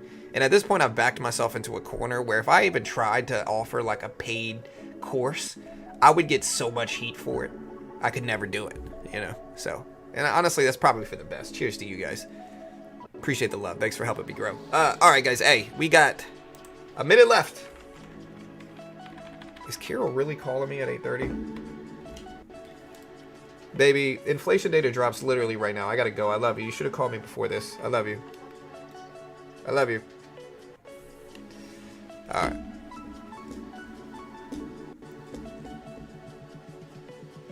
All right, chat. We got 1 minute left. 1 minute.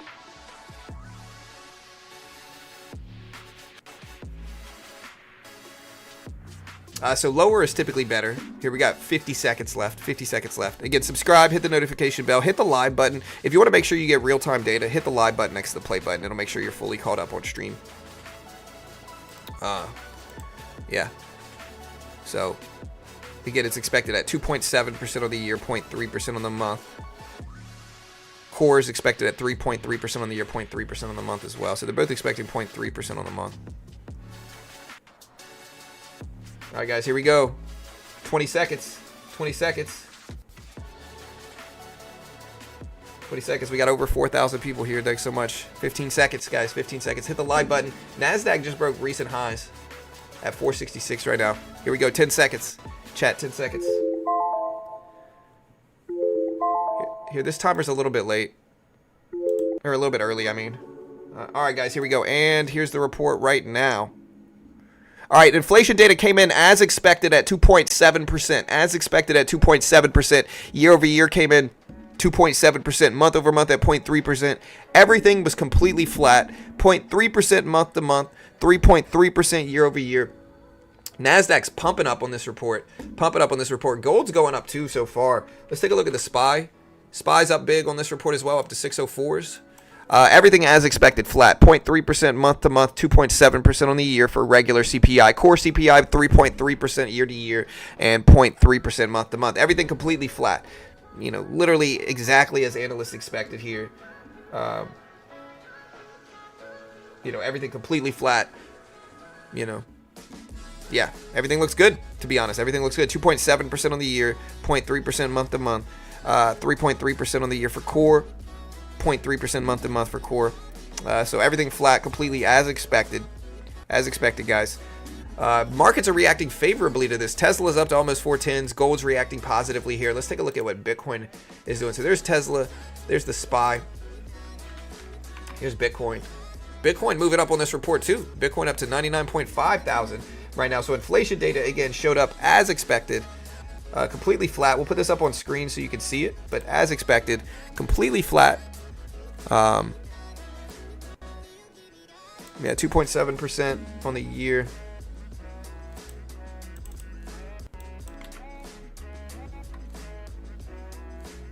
Yeah, so 2.7% on the year, month to month. 0.3%. Yeah, that's it right there. I'll take the scroll off.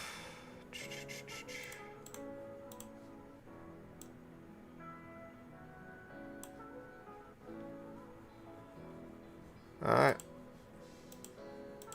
Here, let's fix this. Yeah, so completely flat, chat. As expected.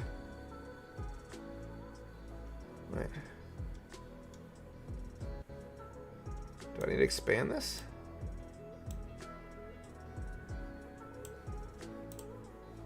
Alright. Where's the rest of it? Why did it cut it off?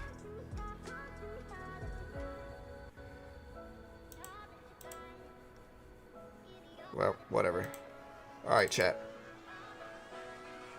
We'll put a scroller up on the top, I guess. We gotta add a scroll back to it for whatever reason.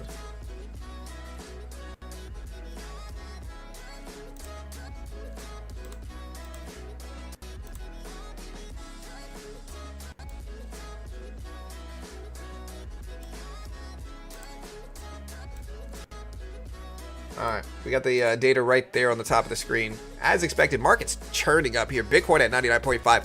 Again, SPY at 605s. Yeah. Nice channel you got here. Cheers. Hey, thank you, guys. Hey, and again, if you want to help support the channel, remember, I'm super biased, of course. Top step, greatest way to learn day trading. If we're gonna day trade live at the opening bell today, so we're gonna day trade live. So stick around. You'll be able to watch us day trade every day. No PDT rule in futures. So if you want to day trade, most pro day traders trade futures over everything else because there's no PDT rule. There's less red tape. The liquidity's better. You can day trade the S&P, the NASDAQ, the Dow, the Russell, gold, some currencies. Patterns are super similar to blue chip stock patterns, but there's no PDT restriction. Top Step takes advantage of that because they give you a demo. And if you pass their test in the demo, you got to make $3K in profit on the base one without losing $2,000 first, following their rules and conditions. It's $49 a month, so that's your risk. It's $49. If you pass it, you get a $50K funded account, 90% split, and you get to keep your first $10K in profit. They've been around for over 12 years. They fund thousands of traders. They paid out over $150 million since 2020. Just a great way to learn how to day trade. And it's kind of like a souped up demo account. It comes with real-time data. And if you were going to pay for a demo with real-time data outside of it, it would be in the same ballpark as the monthly subscription for the base one. So the value's there. But if you pass the test, you get a $50K funded account, get to keep your first $10K in profit after that, 90% split after that. And so the split is similar to funding your own account. The risk is noticeably less. And it's just a great way to learn how to day trade. I traded stocks for a long time before I graduated over to futures. And I wish I would have done it sooner because this is just a way to lessen risk. I lost thousands when I first got started. I wish I had something like this in the beginning. And again, if you want to check it out, they are an affiliate of mine. I'm definitely biased, of course, because I get paid by them. But honestly, it's genuinely good for traders. If you want to check it out, there's the link.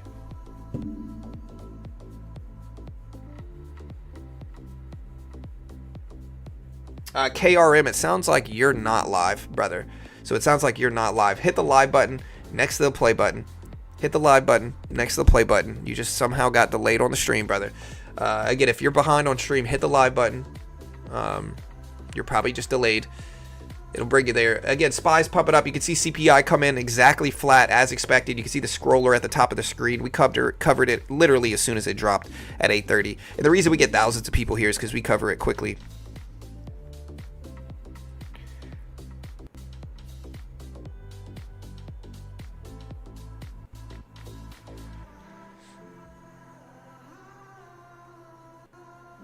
What's up, DJ?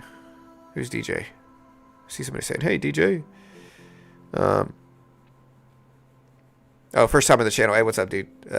You're 9 minutes behind. Correction, KRM. You're 9 minutes behind, brother. Cheers to KRM. We'll see him in 9 minutes. He'll catch up and hear this in 9 minutes.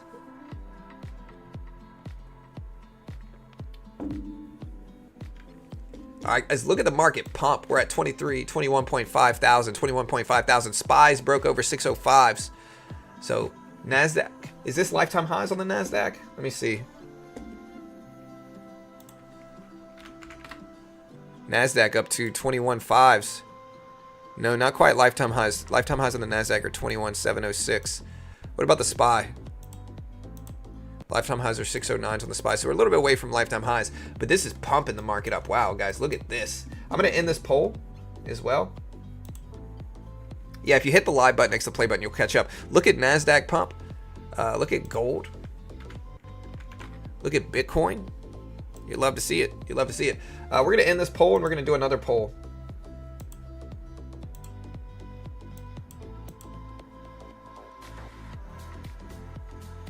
Yeah, so this means that it's more likely that we're going to cut rates. We're almost certain to cut rates next week.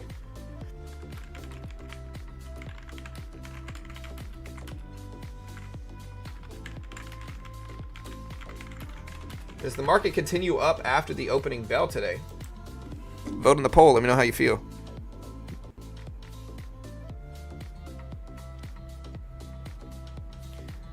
Vote in the poll. So we got a new poll going live.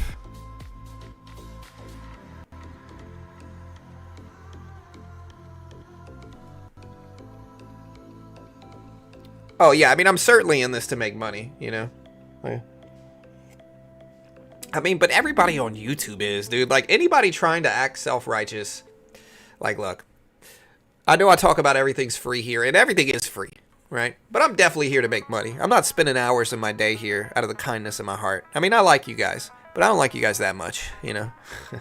Kind of joking here. But point is, I'm here to make money. Of course I am. Everybody on YouTube is, you know?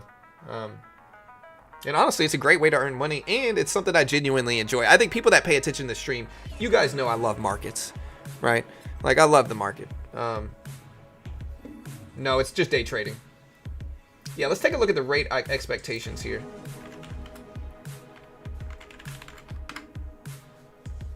Yeah, so let's take a look at inflation graphs. Again, here's the actual CPI report. There, you got all this stuff. Point is, it was completely flat as expected here.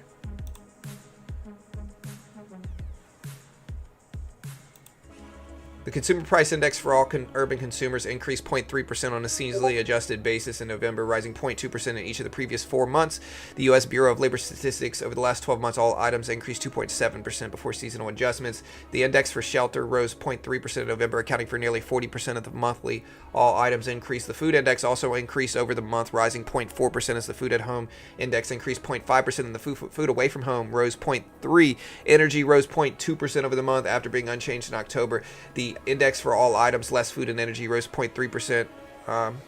And so that's basically inflation today. We'll see if we get a pullback or a dip here, chat. We'll see. Hey, thank you, Robin. And again, we are going to be day trading live at the opening bell. We thought you did it because you loved us so much. what you were saying is true and honest. Definitely top 3 most honest trader of all time ever. I'm probably the most humble person as well, like in the market. Like if I had to look at like the beacon of humility in markets, I would be like, you know what? That's John, beginner trading. You know, definitely one of the most handsome guys out there. And you know, listen, I just look better than y'all. That's all I'm saying. You know, that's all I'm saying. All right. All right, we're at 21.5s here. We got the first little red candles after CPI inflation data come out. Bitcoin is completely turned around. It's now at 99K. Gold at 2.7,000. Definitely your top 3 friends of all time.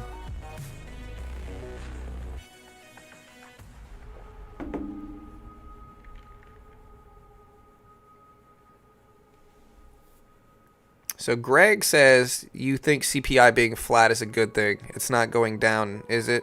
CPI at 5 in April. I didn't say it was good. I said the market's reacting positively to it. I mean, look, I think 2.7% inflation is good on average, right? Like you break it up stuff, like once prices go up, they don't go back down.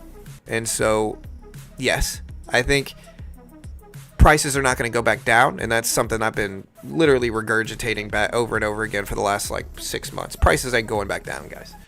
You shouldn't expect them to, because they're not. The only way prices literally go down is if we enter like a deep recession or depression, and that's not what you want either. But if we can slow price it rising to under 3%, that's good. That's effective, right? Like if we can slow it to under 3%, that's good. It's all relative, though, and it's not really something I'm going to argue about. The market obviously reacted to it favorably. What I think the market, I think the reason the market reacted favorably to this is because the market wants rate cuts next week. They want interest rates to continue dropping. And so if the market wants rate cuts, if inflation data was super high, it's less likely that we're going to cut rates. And so with inflation being flat, it's still pretty probable that we're going to cut rates. And in that regard, the market's reacting favorably to it, if that makes sense, right? And again, if we look at the CME Fed Watch tool here, let's see if the percentages, yeah, and this confirms my thesis there, right? So again, that was my thesis earlier. And look at the odds of, now at this point in time, the odds of a rate cut are almost 97%, chat, 97%. So this is absolutely why the market reacted positively to it, is because the odds of a rate cut increase now, and the market wants a rate cut. Let's just be real here for a second. The market wants lower interest rates. Interest rates have been high relative to the last 5, 6, 7 years. You know, over the past few years, over the decade-long average, we've been higher than the decade-long average over the past few years. After the, you know, quantitative tightening, you know, restrictive Fed phase that we've been in for the last few years since 2022. And so, yeah, again, I think the market wants lower interest rates. And I think people, you know, inflation has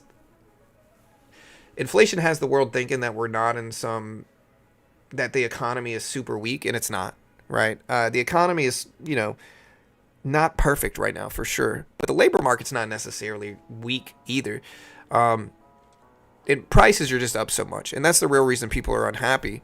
And so the Fed's been trying to control prices. So if prices stop rising crazy high, that's objectively, you know, it's not the worst thing, of course.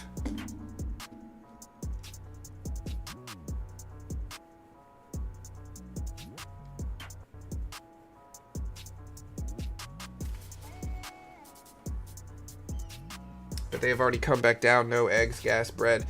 Well, food and energy are volatile price index, you know, or volatile prices, right? So the food and energy prices are freaking crazy high. You know, it's important for people to understand. Food and energy prices are volatile. That's why we look at core CPI as well. But the Fed actually looks at PCE inflation, which is a little bit different. And again, if you want to see the inflation rise, look at the very top. The second to top scroller in the black is inflation, 0.3% as expected. Very flat inflationary data here. And again, we are going to be day trading live today. So stick around. We are going to be day trading live. Let's pull this up. I'll show you what day trading on Top Step's like. So day trading live today.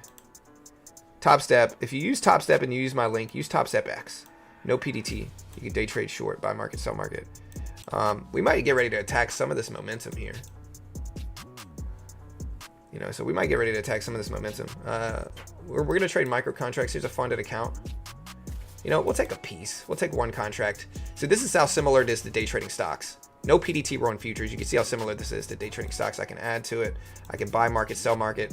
Very similar to day trading stocks. No PDT restrictions in futures. All right, so we're up about $10 here. See if we get a nice little pop. No PDT in futures, so I can day trade short, buy market, sell market, all that good stuff. Top Step gives you a demo. They test your skill with it. If you pass the test, they fund you. If you fail, you only lose what you pay for it. In this case, the base one is $50 a month, 49 bucks a month, basically. No PDT in futures. All right, I'm gonna take a half off there, lock it in. We'll take another little piece off there too, and we'll let the last contract rise. Trading very small. Again, no commission on Top Step. So I can take micro contracts here, which is small size, and have very good trades, tiny gains, and still net most of my profit because of zero commission aspect of Top Step X. And so I'm basically day trading the QQQ price action. And again, Top Step's the most legit one in the world.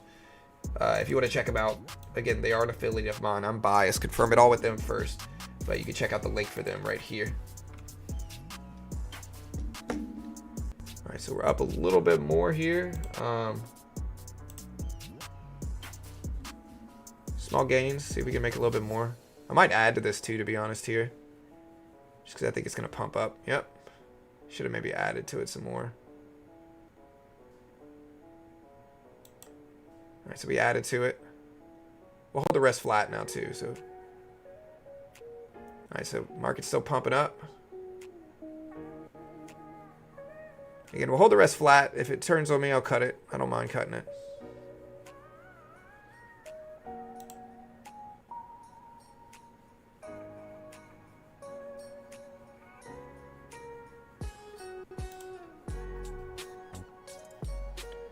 All right, so it retraced all the way back up there, but it's kind of struggling, to be honest here, guys. So I'm going to cut half of this off. We're still green on the day, but might have to get out flat on this one. The problem is this might act as resistance. A lot of people love buying high of the days, but sometimes high of the day levels can be resistance levels. Yeah, so we're going to get out flat. So we got out basically flat there. But you can see how similar it is to day trading stocks. Will we get a Santa rally this year? Listen, we did a poll. We asked people, does the market continue up after the opening bell? 75% of people say yes, it does. We'll see. You know, chat, we'll see.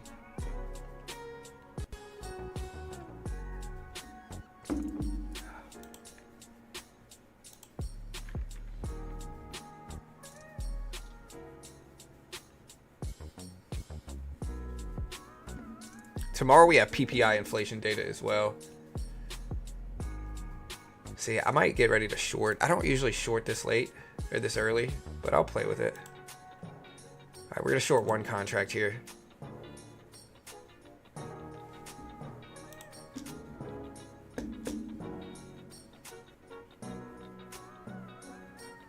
The problem is, like, I think the downward move is more likely, but if we do go up, it can really go against us.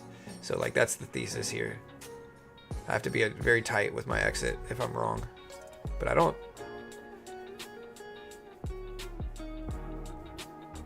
I think everybody is all excited right now, but profit take is going to start happening up here too. And so sometimes the first move is the wrong move as well for inflation data. So we're going to keep in two contracts of the micro NASDAQ, very small.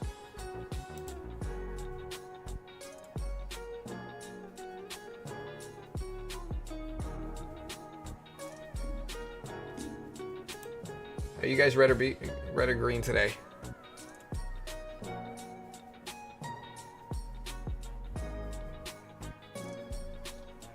Is that a trade for ants? Termites.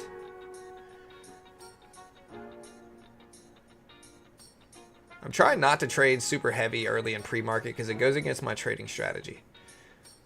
We have had like 10 or 11 green days. Or out of the last 2 weeks straight, we've had only one losing day. And the reason I've only had one losing day is because if we trade in pre-market like this, we trade super small. I do not take big risks in pre-market. And so people can make fun of me. I don't care. I'm not even claiming to be a good day trader. I just do not want to take big risks in pre-market. After the bell, maybe, but not before. It's not worth it.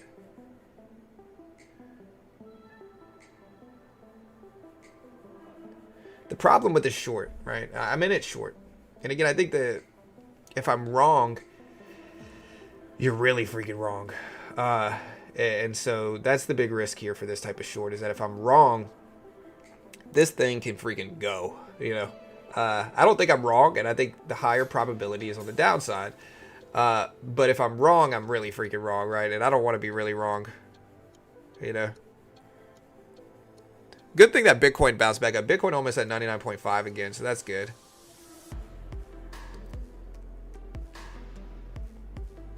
All right, there we go. All right, we just took half off just to protect the trade because we needed to here. Yeah, now we're green on the day. We'll add a little bit to this too. See if we get another surge back down. Catch the flush.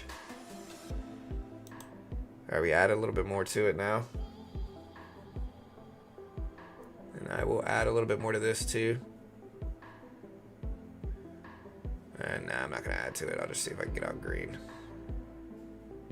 There we go. All right, I'm gonna go ahead and cut it right there. So now we're green on the day. Little $20 gain.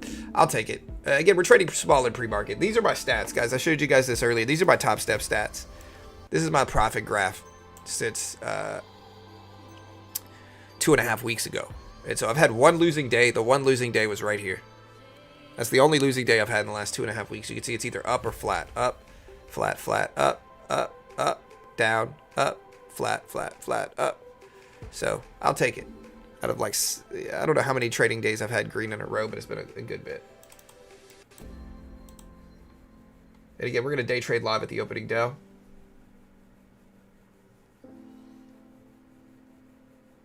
John, you're way too modest. I know, listen, if I had to like pinpoint, you know, who like the poster boy of modesty was, it would be me, you know. All right, guys, we're breaking down. We're at 21.5K on the NASDAQ, 21.5K. We got the SPY at 605s.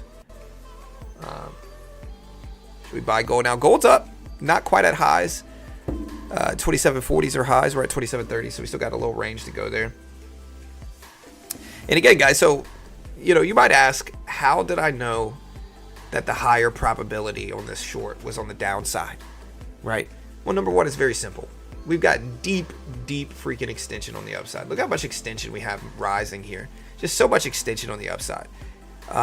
That's number one. Number two is that we consolidated at this level for so long. So if we, I'm going to download my Epic pen because I need it. I need my little pen.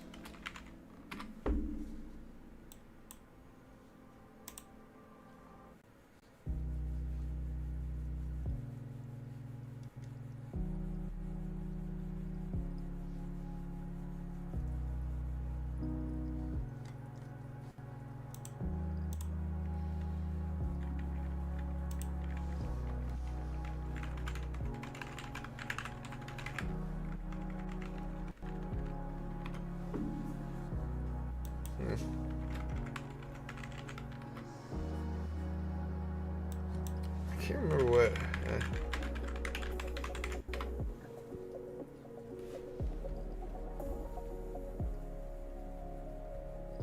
Alright, so I'm downloading my Epic Pen now. Manage licenses. Get this out the way too. So Wells Fargo CEO says it's seeing continued strength across consumers and businesses. That's good. Where's NVIDIA? Let me put up NVIDIA here. So there's Bitcoin.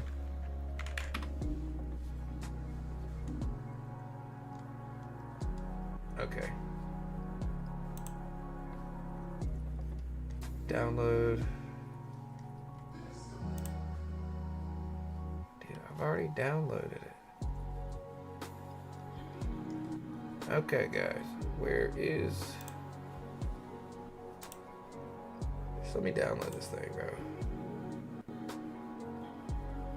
I've already paid for the year.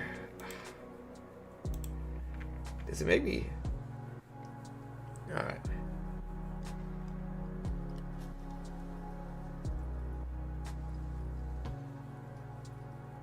Yeah. So this Epic Pen thing lets me draw on my computer, which is what I want. Are you in your bathrobe? Don't judge me, sir. Listen. What would you guys rather? Would you guys rather me throw a suit on?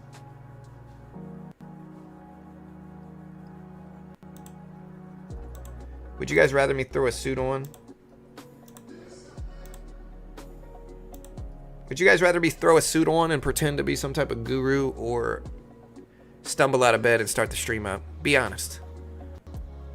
Like, what's the point of working from my home computer if I'm not going to be comfortable? It's cold over here, dude.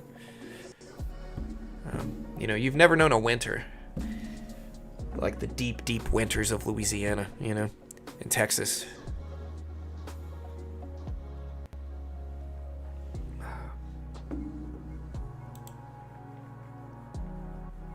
Wear a suit. Yeah, there was one Christmas I had the pink bunny suit from A Christmas Story. I have to go find that thing, dude. Top 3 costumes ever. Nvidia, rip it up, though. Nvidia at 137.50 is going up on all this move.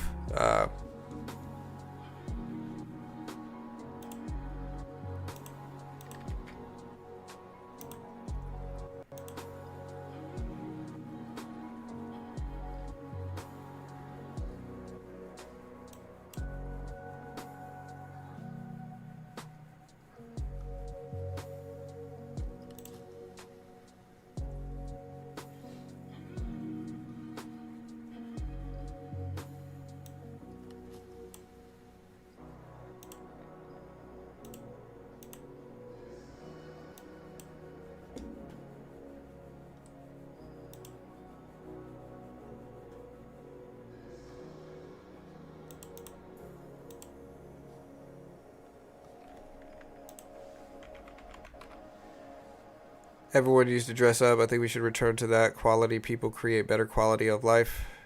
Yeah, but I'm on... Nah, dude, I'm good.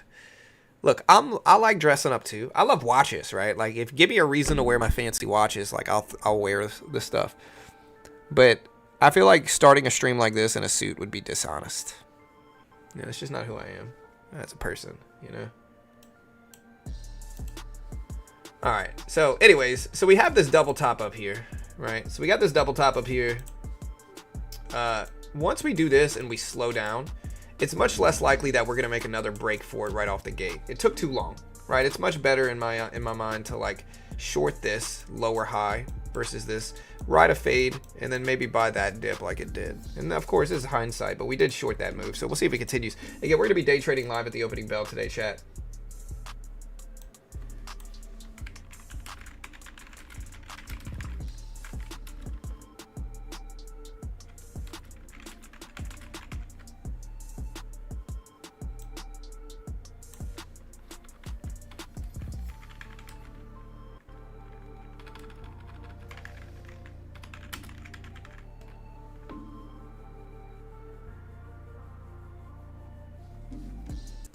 All right, guys, so we got CPI inflation data.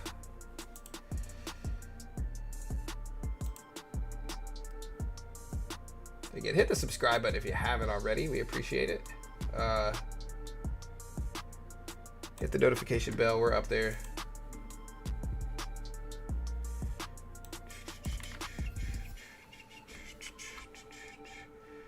All right, let's go more.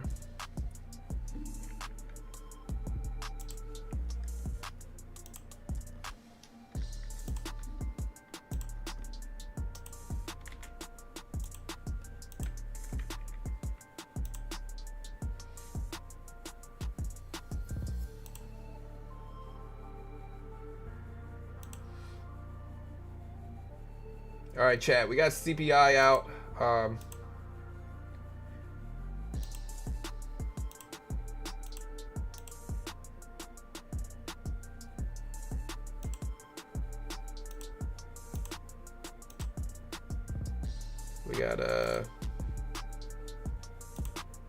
We are almost to the opening bell here, chat. We've got how long left? Let me see. Okay, yeah, we got 30 minutes left. 30 minutes left.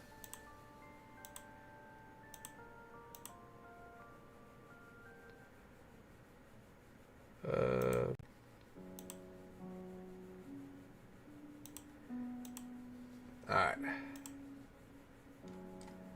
There we go. We got CPI data out. Honestly, I'm in the same time zone. If he was wearing a suit this early, I probably wouldn't believe anything he said. It would be as if he was trying too hard. Right, exactly. My guess is that the first opening candle is going to be a big red flush, and then I think profit taking could occur here. Right, I think we could get profit taking.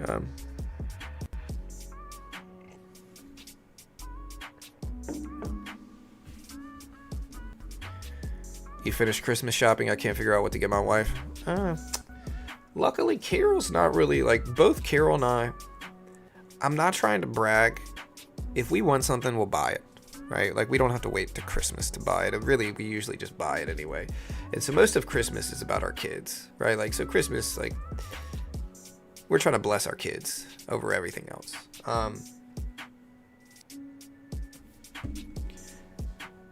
And so, but yeah, they're pretty easy to shop for anyway.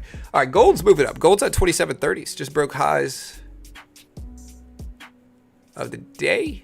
Is this highs of the day? No, not quite. So gold's edging up there. Again, Nvidia very strong, very strong. Hey, bro, please stop spamming.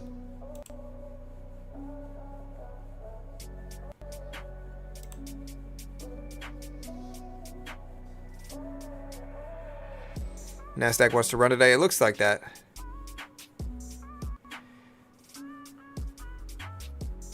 Spa days. Carol's not really a spa person.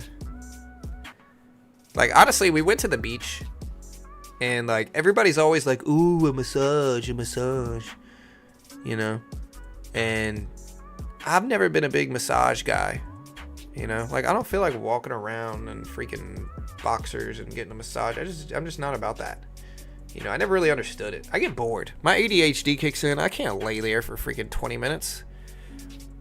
Now, a chiropractor is different.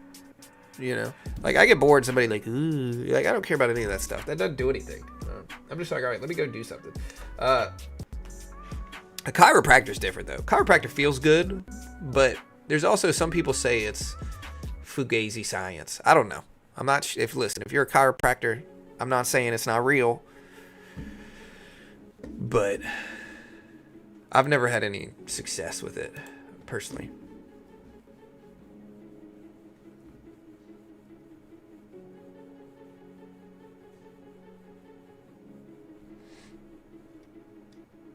Can you analyze the gold, where it can go?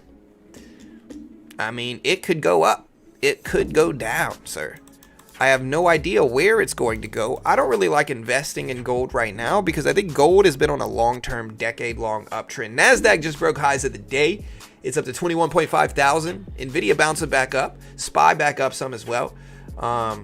We're at almost 21.550. We got that big level at 21.550 here on the NASDAQ. Big level there. We'll see if it holds.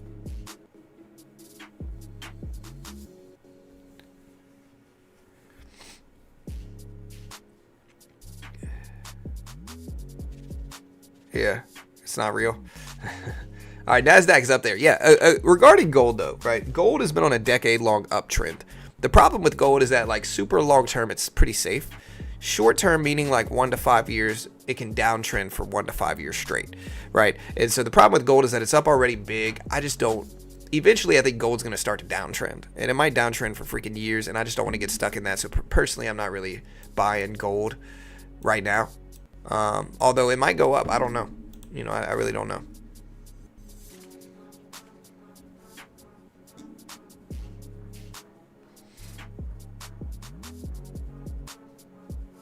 What's your opinion on Tesla? I like Tesla. Tesla long-term should be fine. Short-term, it's volatile like anything else. Tesla, I think, is probably... I think one of the reasons I think the market's going to move up is because I think Tesla is going to hit all-time highs today, most likely, right? Lifetime highs on Tesla are at 414.50s. So we are already at almost that level. I think it'll probably be after the opening bell, though. So I don't think it'll be before the open. Maybe. It could happen, though. We'll see. I would say lowering interest rates is not good for commodities like gold. Well, yeah, because gold is an inflation hedge anyway. So Apple is currently working on an AI chip with AVGO Broadcom, according to the information. I'll put this news out in chat, but Apple working on a new AI chip with AVGO.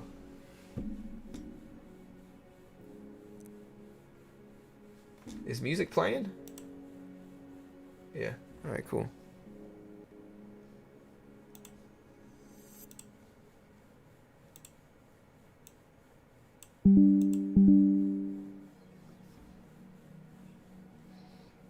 Music's good. Bitcoin market cap will surpass gold market cap in the future. Maybe. I think so. Probably.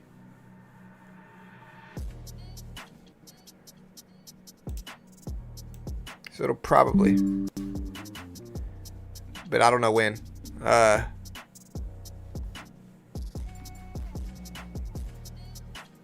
Dollar's not reacting that much, not getting that low. Yeah, I mean, I could assume the dollar probably is down on this report. Yeah, dollar's down. Not a shock. Although it's not, it's kind of like an underwhelming reaction too. The data came out right here. Dixie ended up falling down, rebounding back up. So a little underwhelming reaction for the Dixie. Look at the SPY. NASDAQ just pumped.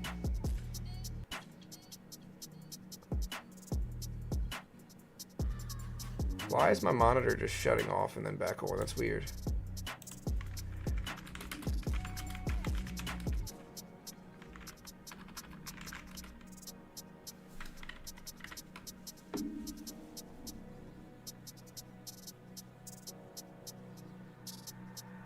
How could I affect the refresh rate?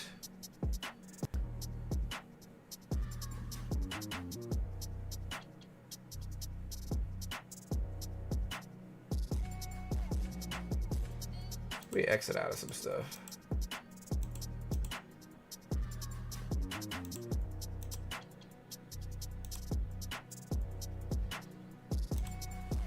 All right, chat, look at the NASDAQ pump. NASDAQ's doing good.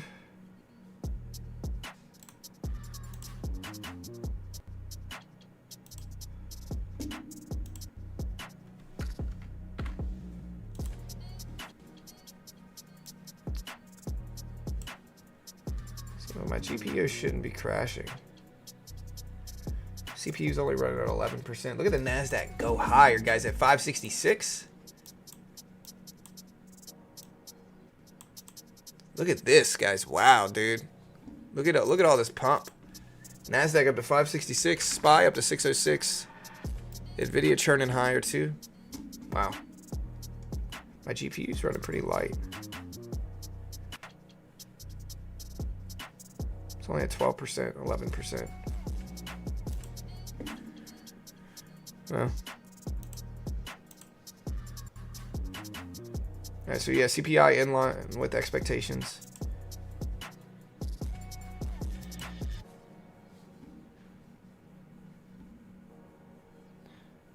Where's Google at today? I haven't even looked. Google's up big. That's good. Or no, Google's down. Although it had such a crazy run yesterday. That's probably why, just extension. Look how big this move is, guys, man. That's a crazy move. Such bull action from CPI inflation.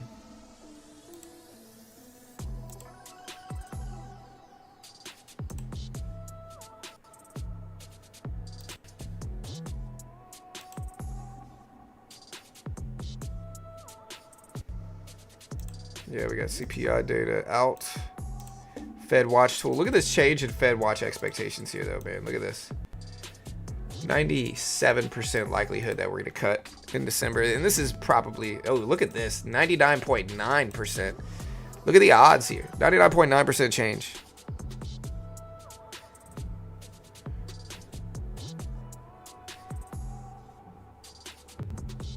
Settings, screen settings, more screen settings, refresh rate.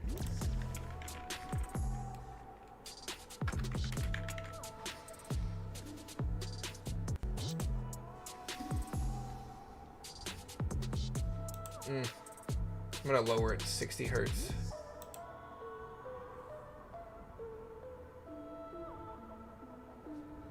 Okay, we just lowered it to 60. That should help. Fed rate cut not going to happen, right? Which can push the dollar up. The Fed rate cut is definitely going to happen. Not definitely. It's highly, highly probable. So look, guys.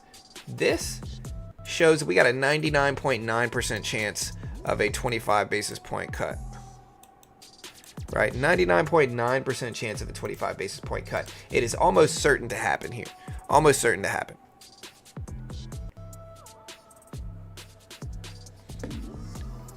All right, chat. We're gonna get ready to day trade live at the opening bell. We got 20 minutes left. 20 minutes.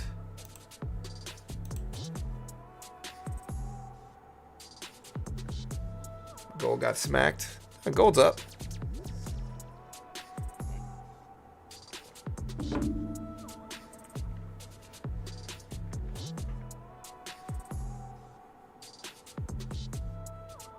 So changing the refresh rate actually fixed the music. Mostly.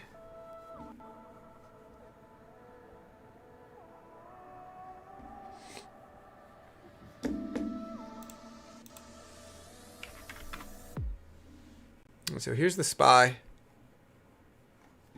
Man, look at the SPY. Zooming in on this move. This is a big move on the SPY too.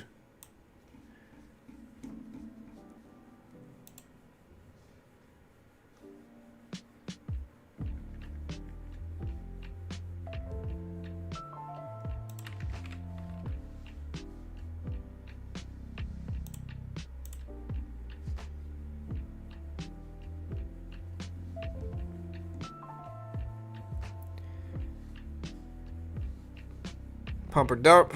We need some bullish music to save the market. Look at that support level hold here. I want to short now, to be honest, but I'm already green on the day, and I think like I want to have another green day. I think I gotta just wait for the opening bell to hit first.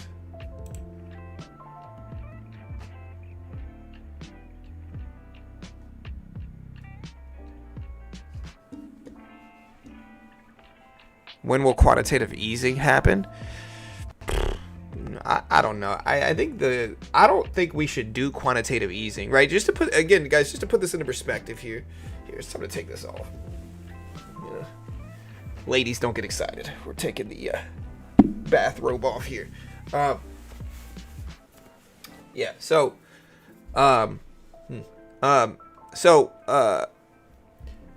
quantitative easing should only happen if we have deep economic weakness, right? Like, here's the problem.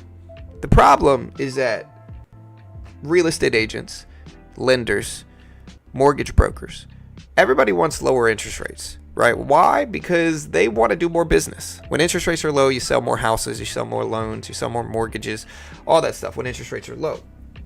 Home equity lines of credit are more attractive, you know what I mean?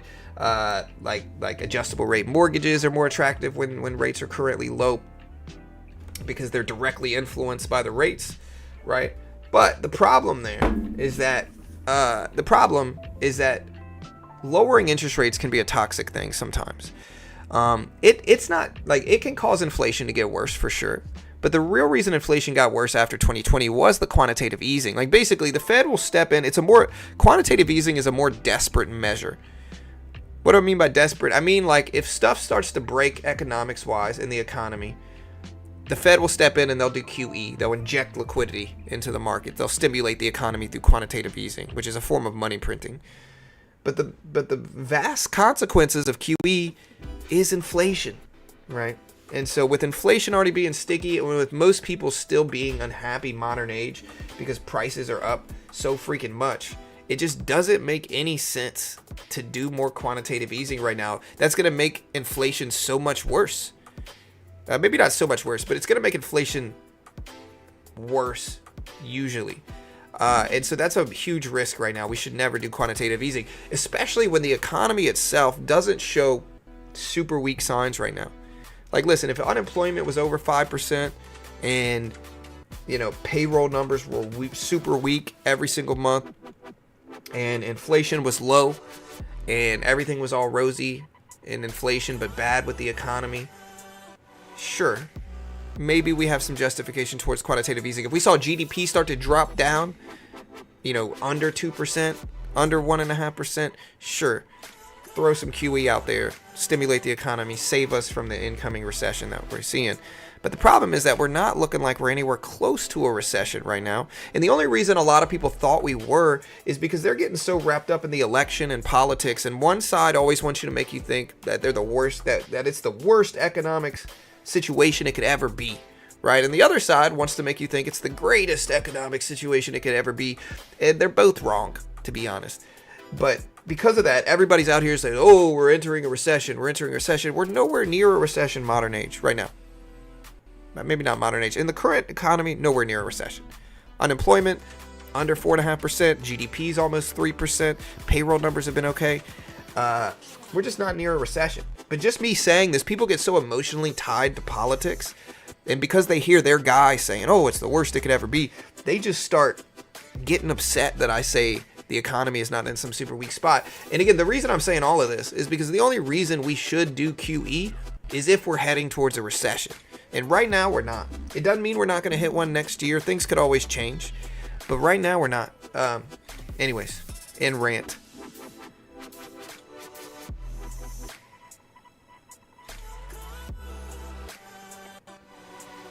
They changed the definition.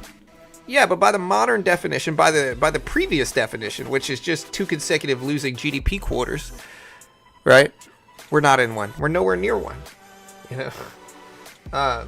And so you got to look at the numbers objectively here.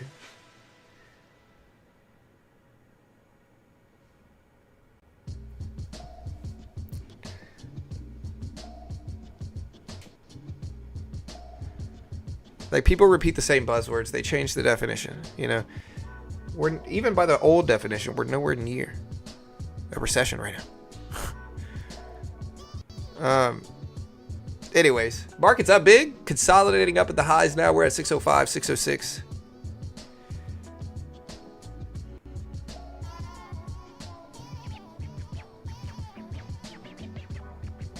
I guess my overarching point here is that there's no reason to stimulate the economy because we're not near a recession. And stimulating the economy, the real reason people are unhappy, inflation. Inflation's the reason people are unhappy. Don't get it twisted. And stimulating the economy right now will make that situation worse, not better. Do not get talked into this by people who don't understand economics, right? That stimulating the economy right now will make it worse, not better.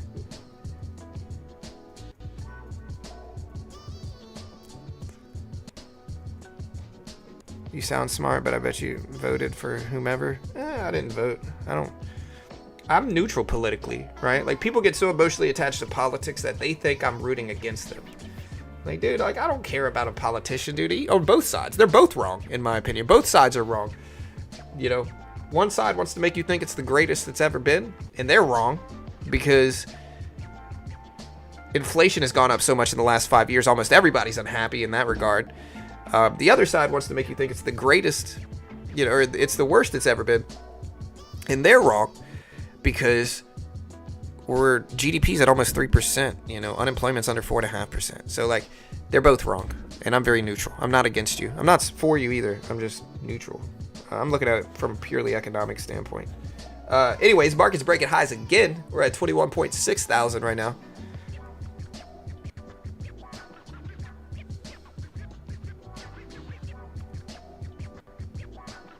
Sounds like you're a libertarian. I disagree with them in some ways too. I'm pretty in the middle, policy-wise, but I disagree with you. Again, I'm not somebody who bases anything. I don't root for a political side like it's my football team on either side. I'm very neutral in all of it.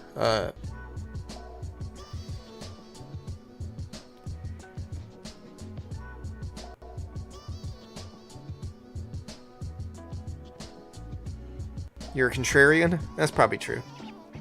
I did the Myers-Briggs personality test, and I got the debater personality type, which I'm not really one that believes these things because I think they're kind of like horoscopes. They just kind of tell you things that you want to hear. And so you're like, oh, I'm quick-witted and love my friends. I'm an Aquarius, guys. No, that's honestly, that's what horoscopes do.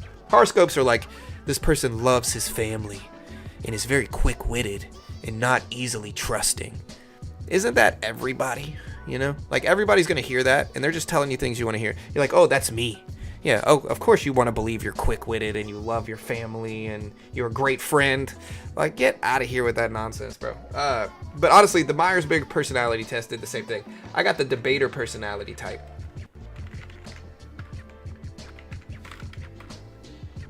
Which is called an ENTP. Bold, quick-witted, audacious, and not afraid to disagree. Imaginative, logical, and adaptable. Enjoy deconstructing and rebuilding ideas. Innovative, clever, and expressive.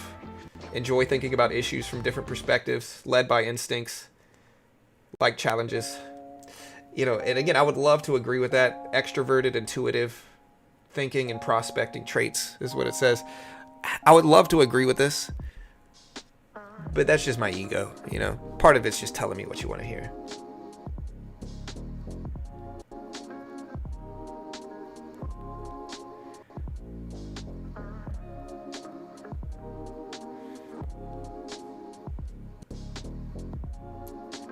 $10. Yeah, we got the opening bell at 10 minutes, guys. CPI came out completely flat. Trade with friends, completely flat. Completely flat, neutral as expected on every metric. This is the first time I've seen it completely flat, almost ever. Like, we came in as expected for everything. 2.7% on the year from base CPI, 0.3% on the month. Core CPI, 3.3% on the year, 0.3% on the month. Everything was flat as expected.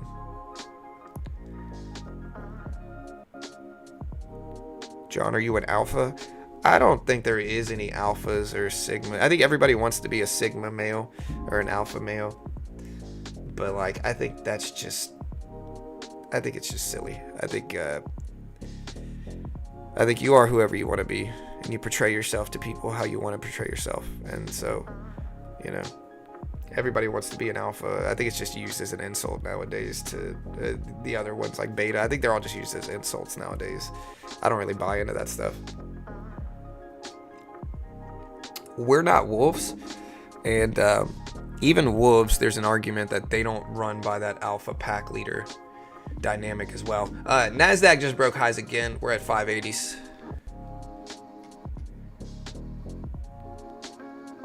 I am going to be trading the micro NASDAQ.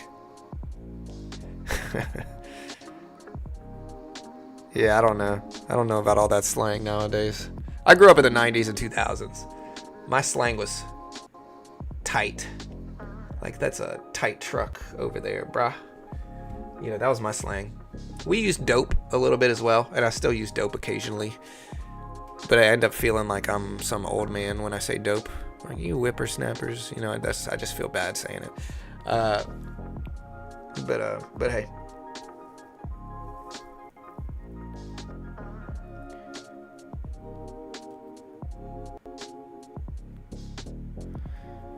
What do you think about the Karen trend? I think the Karen trend's a great trend. I think it's good for people. I am somebody, like, if you're mean to a server, like, especially if it has nothing to do with the server. If you're mean to the server, or you're, like, mean tip-wise, like, you don't tip them well, and you're just kind of mean, I look at you like you're a terrible person. You know, I used to wait tables, dude. That's a hard freaking job.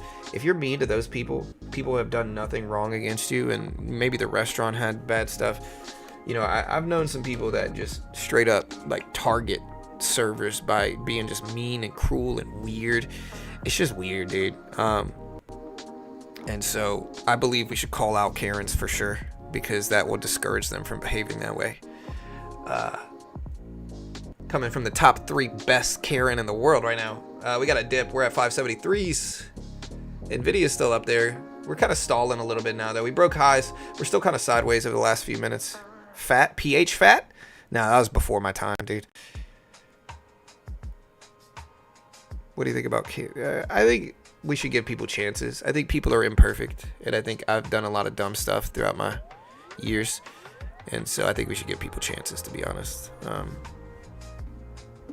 We've all made mistakes, and I think you should give people a chance to grow from their mistakes. Depending on what they are, though. There's some things that, you know, you should draw the line, of course, but...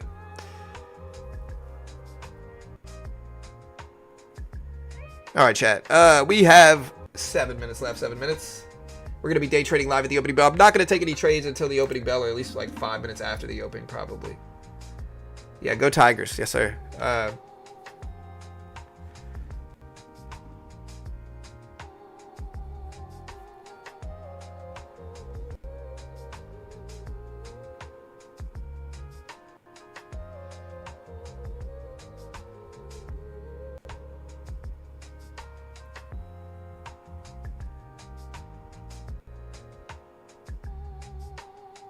Yeah, no, 100% T.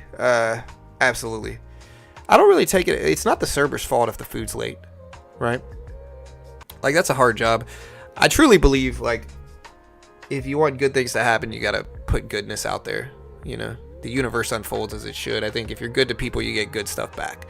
If you're mean, insecure, harassing, like, you're gonna get bad stuff back. And to a certain extent, you deserve that. So I just try to be good to people and get my good back. And I do. I get it back tenfold. So my life is a beautiful life. I have a very blessed life. And I can't really complain about it. But yeah, so again, I'm waiting to trade. We're completely sideways on the NASDAQ. We're at like 580s here. So we're completely sideways. I'm not going to mess with this right now. I'm just going to sit. I might want to short this actually, but I'm going to keep myself from trading. We got 5 minutes until the opening bell. The opening bell volatility is too high, so I'm going to wait at least 5 minutes after the open to take some trades.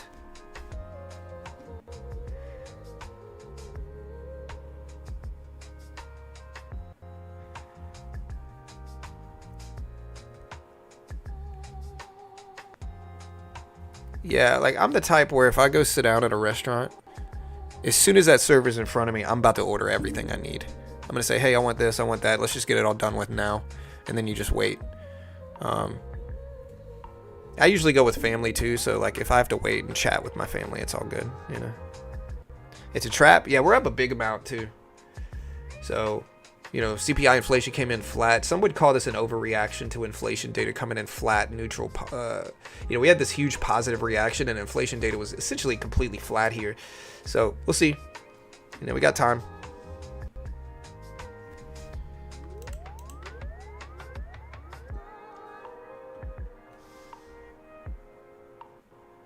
Just shows the person's character, the way they treat a server. 100%.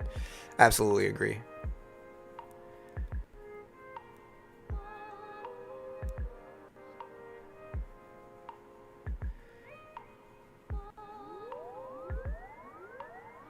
And I think some people are just unhappy, dude. And I think it depends. Like I've met some people who almost like, I'm not gonna say who it is, but I know somebody in my life who we went out to eat with them, and like they were just so mean to the server, just so rude to the server. It's just like why? Like why be rude? Like just be nice. Like you should never mess with somebody that makes your food. That's rule number one over everything else. When you go out to eat. Just be nice to the people. They must not have watched the movie Waiting enough. I've seen that movie over and over again. I'm going to avoid that situation if I can.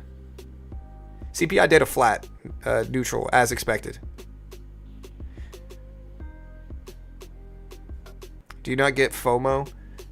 No, not really. Like I trade every day, you know. So like it's kind of like Pavlov and the dogs, where if you do something over and over and over again, eventually it becomes easier to avoid FOMO and not get wrapped up in stuff. I'm just waiting for my high edge position. I've got long-term trades and they're benefiting from this, but like I understand where my edge is and I've lost enough to realize where I shouldn't be trading, and I shouldn't be trading right now. I gotta wait until the opening bell in 2 minutes. That's when my trading is much better. If it's before that, the odds of success go down for sure.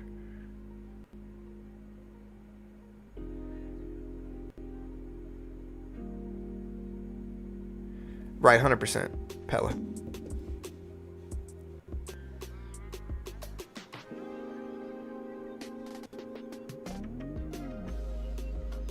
Can y'all still hear the music? Music's still playing? It's weird. I can't hear any of it.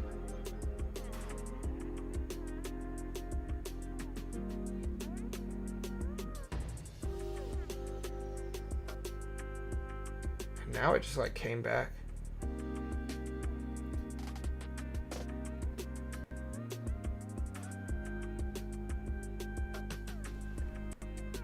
Oh, I think I know what's wrong with this headphones. I think I know exactly what's wrong with these headphones. Alright guys, here's the opening bell. If I move my head, the music stops. That's exactly what this is. If I move my head, the music stops. Okay, I see.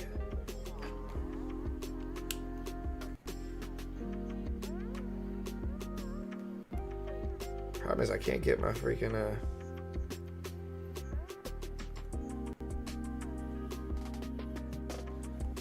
I can't get my computer to pick up. There's gotta be some type of setting here. Hold on.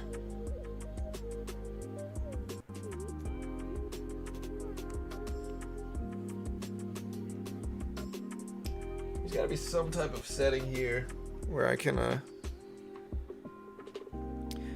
look at the SPY still bump up. We got 15 seconds. 15 seconds.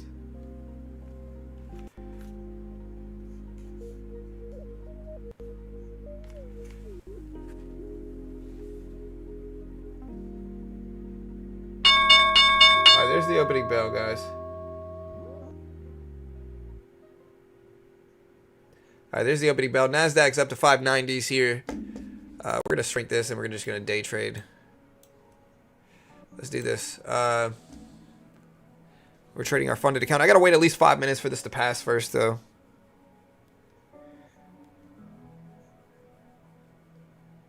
Trampoline, music's playing. Yeah, the music's good.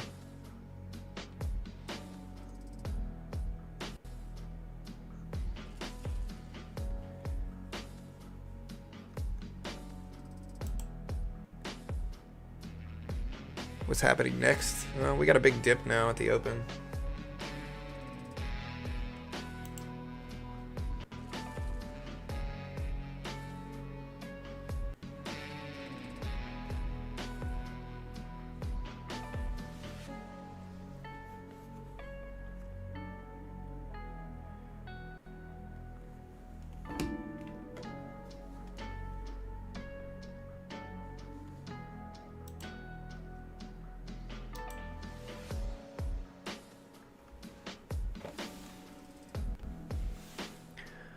All right, guys, so we got the opening bell here. A little bit of a red dip.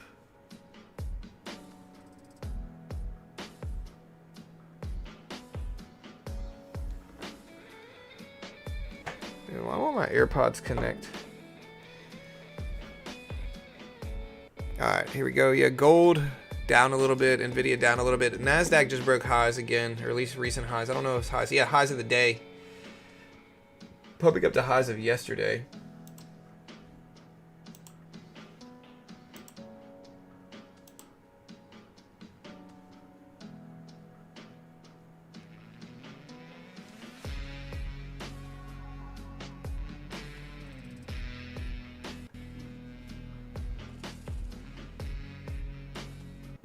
All right, so we are ripping up a little bit here. Bear with you guys.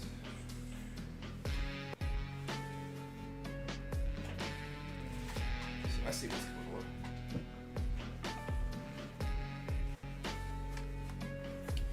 Yeah, so the music is I see what's going on. The music's basically not picking up.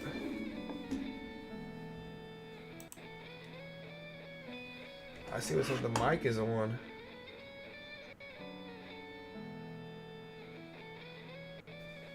How do I turn the mic off?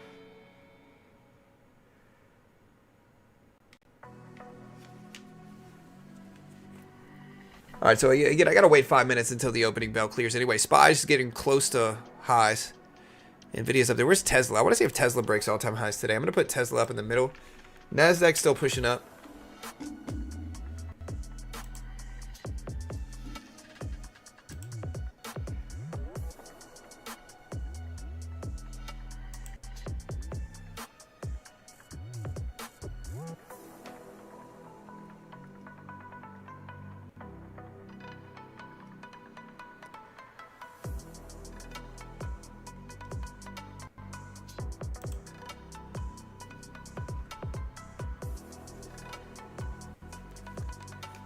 All right, so look at the Nasdaq up to 600s right now. 21.6, 21.7s is the all-time highs. Tesla pumping up. Gold's making a move. I'm gonna put Nvidia up on the bottom right here as well, because I think Nvidia is important to watch too.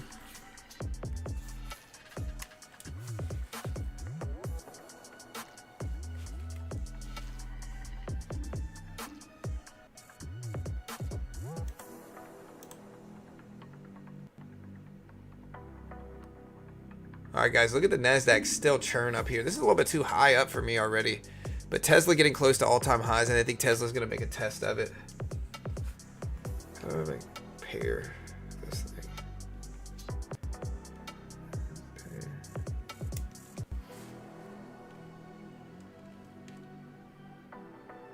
Shake off. Yeah, so this is a huge move in markets. Tesla highs are 414s. So Tesla's at 412.50s. So Tesla could break all-time highs too. Yeah,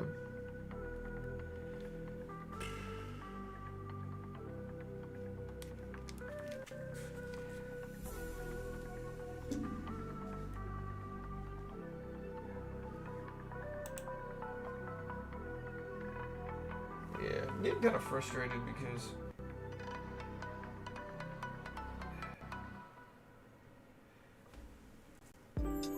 no, my computer's not picking up any Bluetooth. Okay. This is Bluetooth pairing. All right, so we're still pushing up. We're at 613s.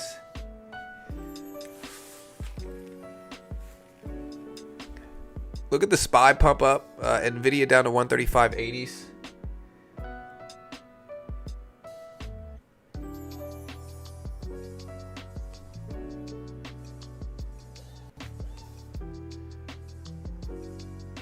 Google's around all-time highs. SPY up to 607s. Tesla did already.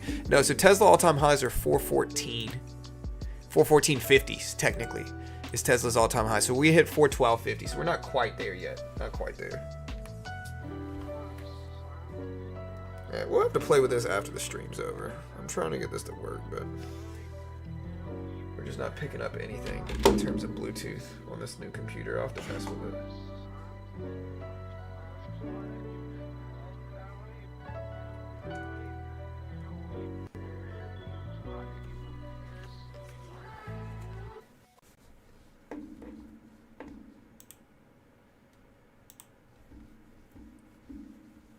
I know the music just went off, but that's okay. Big pump in Alphabet. NVIDIA's still weak. Yeah, we're up so much. I'm going to start shorting the market now, though. I think the market might start turning, but it's a risky short for sure. We're going to take 2 contracts here short. We're trying to catch a falling knife here, which is a really risky strategy, of course. I think I just cut this off accidentally. 1, 2, 3. All right, so we're short. We've already got a cushion on the day here. Not really looking good. Let's see if this is a liquidity grab up here.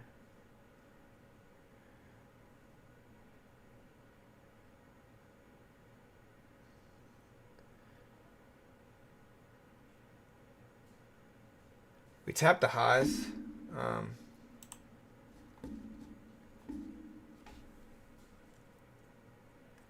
1, 2, 3, 4, 5. All right, we're great. All right, so now we're flat. I'm gonna give this a little bit of time.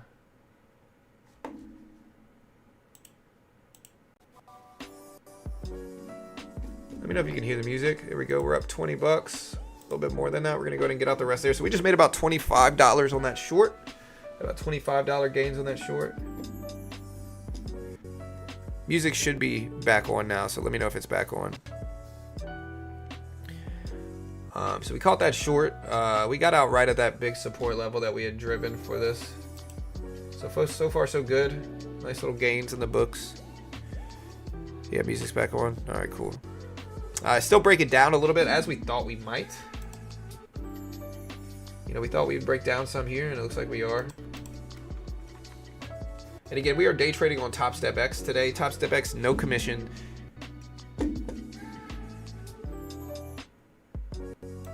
I'm gonna buy this dip, 2 contracts. See if we can catch something. We got out half there. We got out a little bit more, a little scalp. I think we made a little bit. Maybe got out flat there though.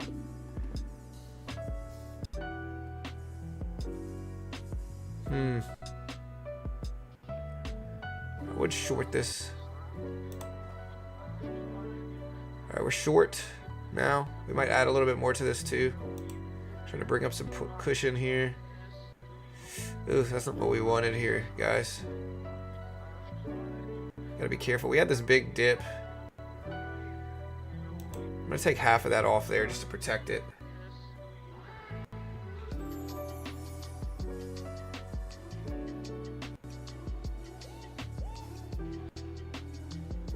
What a move. Yeah, we're gonna have to cut it. So now we're still green on the day, but by less now for sure.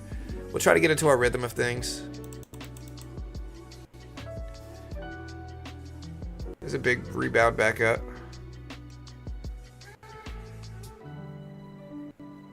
Music is on. Yeah, I'm trying to have music playing for you guys. That's why I was trying to get the headset working.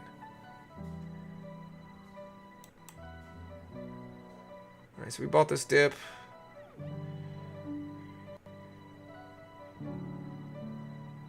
Flat on the trade so far. There we go. Just made a little bit more back. Attacking the range. Got a little bit of cushion though. We're going to start to scale up. See Tesla. Let's see what it does. Tesla at 407s. It might just be consolidating and make another push, but Nvidia's down.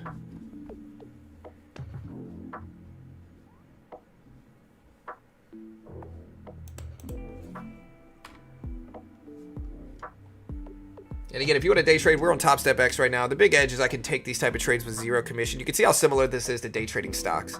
Super similar to day trading stocks. No PDT rule in futures, so you can day trade short, buy market, sell market. Again, very similar to day trading stocks with no PDT rule. I can day trade the S&P, the NASDAQ, the Dow, the Russell, gold, some currencies. Patterns are super similar to blue chip stock patterns in the futures market. Most pro day traders trade futures. And frankly, it's just a cheaper way to learn how to day trade with limited risk, right? Your risk is $49 for the base one. It's the monthly subscription. If you pass the test, they give you a 50K demo and they test your skill. If you pass that test, you got to make 3K without losing 2K following their rules and conditions. If you do that, they fund you 50K with a 90% split. But if you lose, you're only out $49. It's not the end of the world. And there's zero commission on Top Step X. They've paid out over $125 million in the last 4 years since 2020. They fund thousands of traders every year. They're the most legit one in the world. Great way to. It's just if you pay for a demo with real-time data outside of them, it's going to cost about the same as the monthly subscription. And the demo comes with real-time data, so it's the value's there. If you want to check it out, there's the link. They are an affiliate of mine. I'm biased, of course, though, because they pay me money. But if you want to check out the link, there's the link right there. Great way to help support the channel. Understand I'm one of the top 3 worst traders of all time. Understand CFTC 4.41. Hypothetical or simulated performance have limitations, guys. I'm not an investment professional. I'm not liable if you lose. I do trade off stream. You're not going to see all my trades. We don't sell anything. I don't even claim to be good. Don't copy me. Yeah.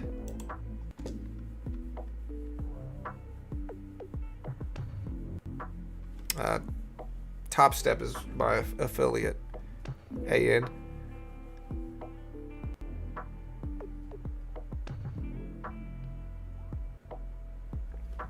All right, so we'll break it down. This is what's called a liquidity grab up here. So you see how we break highs and we break that high. You know how many people start buying this high break right here? So many people. And that's the liquidity grab that they're getting. They're getting the volume from all these people that get super excited and try to buy high of the day breakouts, and then they're just dumping it back down.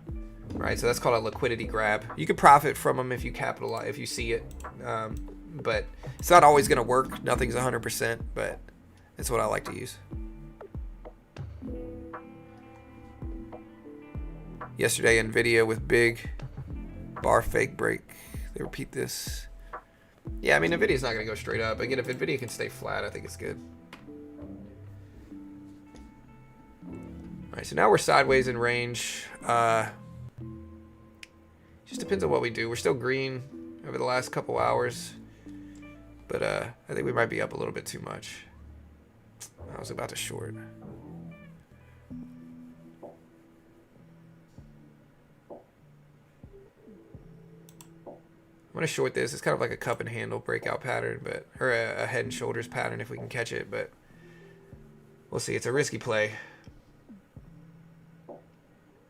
Slightly green on the day, but I don't trust this now. I'm going to have to get ready to cut it. We got the liquidity break, and then we're just testing this high up here, unfortunately. I don't want to get stuck in this. I got to get out. So now we're down like 30 on the day here. Probably shouldn't be attacking a different trend. Nvidia just rebounded so strong is what's dragging the NASDAQ up here.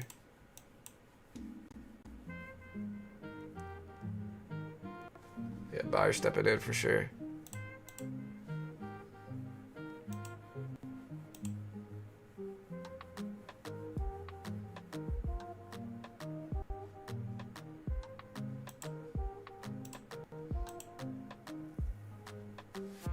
Look at that huge move up here, guys. Wow, look at that, 630s.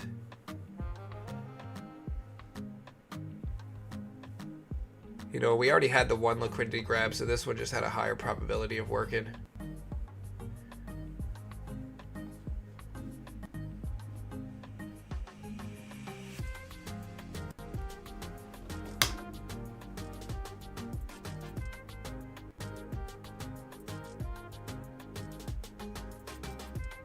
Loving Meta this year. Yeah, Meta's done crazy good things. Crazy good things.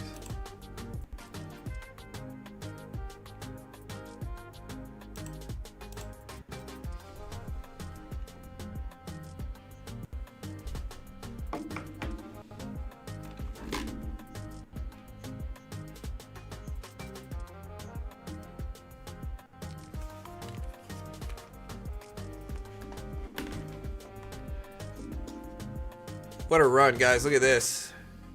SPY. This must be driven by what? Like Apple? Yeah, Apple's up there breaking highs. Meta's up there breaking highs. Google's up there breaking lifetime highs too. Google lifetime highs are 193s. We're at 192s. I'm going to stop shorting and just wait. We're up too much for me to really want to piggyback off of it, to be honest.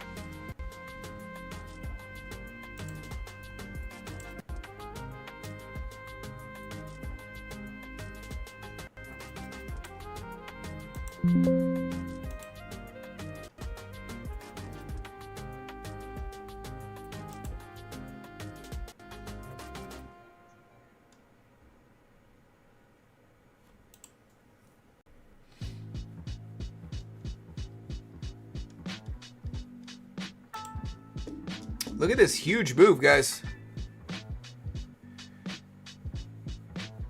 Quantum chip. Yeah, so Google had the Willow chip debut that they did.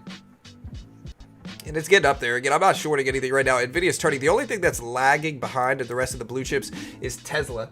Tesla stock is lagging behind it, but it's already up so much already, it doesn't matter. What a huge move here, chat.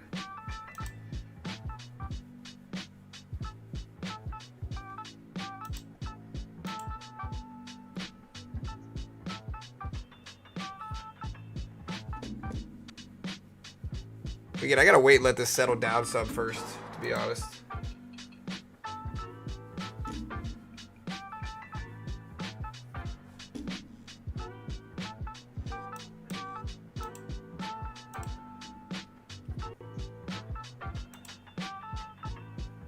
Alright, so we just took a short here. Honestly, I was trying to make sure. I should have checked the account. I wanted to trade my other account. But yeah, we gotta get out. I'm gonna wait. I'm trying to get in my other account so I can play with this and take some more risk in my other account that I care less about.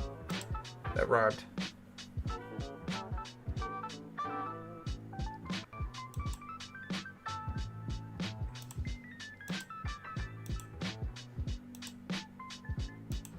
Alright, so we just made some money in our other account that we care less about. Alright, Tesla just cracked lows. Nvidia's still churning up, though. Here, just to show you. I'll put this account up that I'm trading so you guys can see it. So we're green to this one. We're starting to get a flush breakdown here. The problem is Google looks like it's going to break high, so I'm going to buy this dip, and we're going to take some risk in this account. Google looks like it's going to break highs. Nvidia's climbing back up too, so we will add some size to this position here. Alright, so we're in 5 contracts total. We got a little cushion on this too.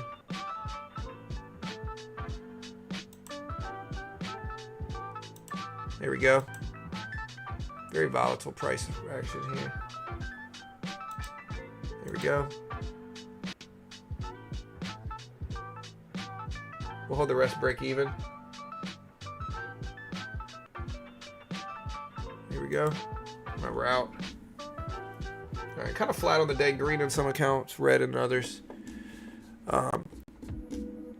Google's up to 92s. So there goes Google high break. So we got the bounce that we thought we'd get. Nvidia pushing up almost at 138s. Tesla's still breaking down, though, underperforming the market a little bit here. Meta's at new all-time highs. Is it really? Yeah, there's Google breaking all-time highs. Or not all. It's not quite all-time highs. Google all-time highs are what? 193.30s. Where are we at right now? We are at 192.30s. So we got $1 left for Google. $1 left. And I think it's going to make a push towards it. That's why I bought that dip just now.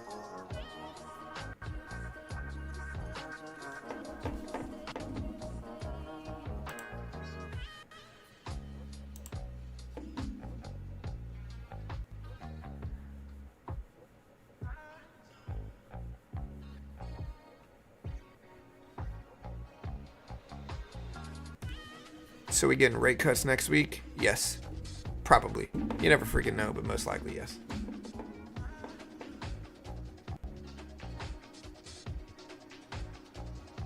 Is the music too loud? Let me know. I can't really hear the music on my end. So like, I can't tell if it's too loud or not. Honestly, I've been trying to freaking add audio devices all day with this thing.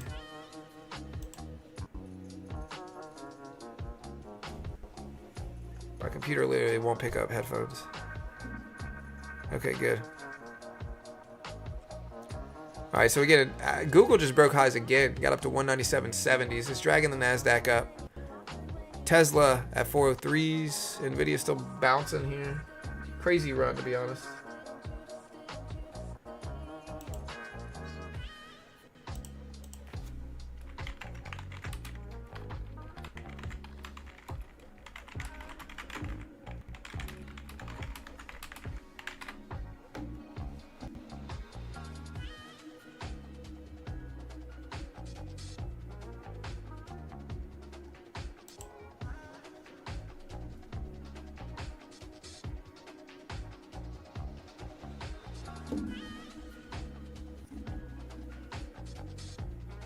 Good for me, yeah. Okay, cool. All right, yeah. So we're hanging out. Let's see if we get anything good today. Huge moves up.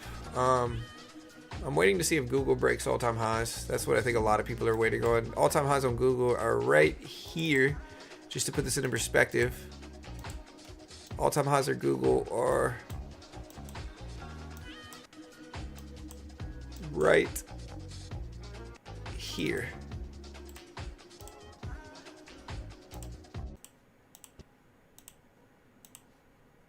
So this light green line right here is the all-time highs on Google.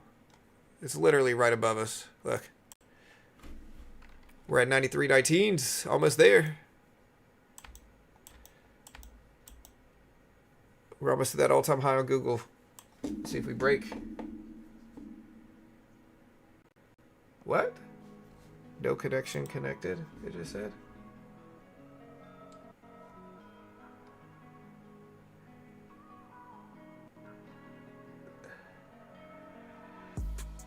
Okay, now it's back.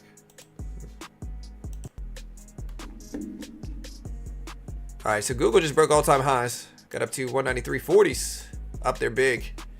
Looks good. And then now it's coming back down. So Google hit all-time highs. You can see the immediate reaction in markets. We tapped all-time highs again.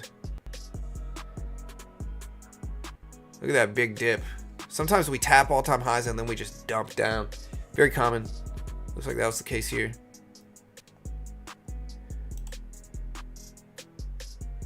Are we going to make another push is the question.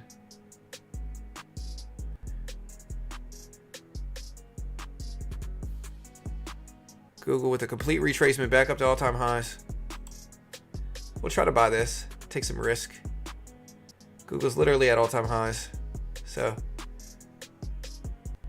2 contracts. I see it up there. They took half off. Lock that in. Here we go. We're out.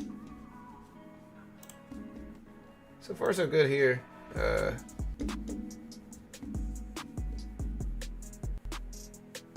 Google just tapped all-time highs again. It's acted at some major resistance level, though. Tesla started to bounce back. It's at 406. This is a brand new computer. It seems like what the problem is some type of weird bad Bluetooth connection on this computer. Like it connects, but maybe I got too much other stuff going on. If I move my head, the headphone cuts out, is what it is. All right, so there's a big dump down on the NASDAQ.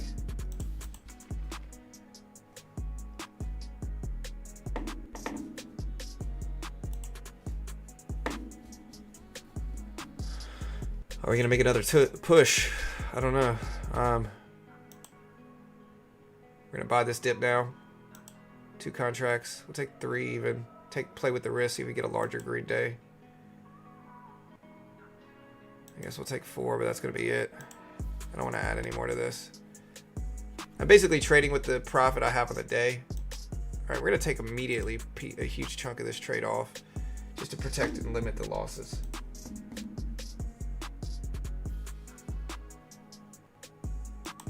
All right, there we go.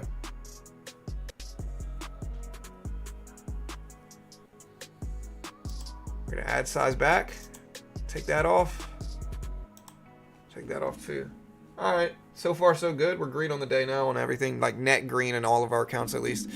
Google just broke highs again, got up to 193.50s here, 193.50s. It's probably strong enough to drag the market up at least a little bit. It just depends on how much Google goes up. If Google continues to rise, it'll drag the market up. If Google falls back down some, it'll come back down.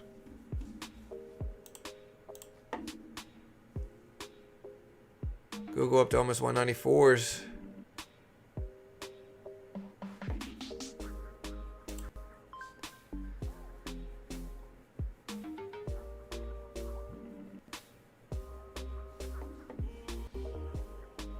Google up to almost 194s.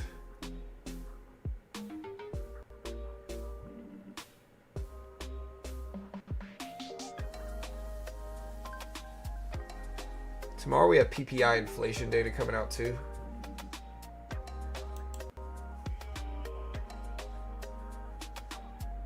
So we do have PPI data coming out, dropping tomorrow live.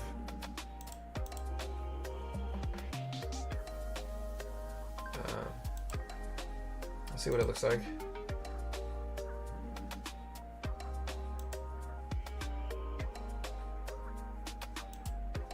So we made a little bit in our other account too.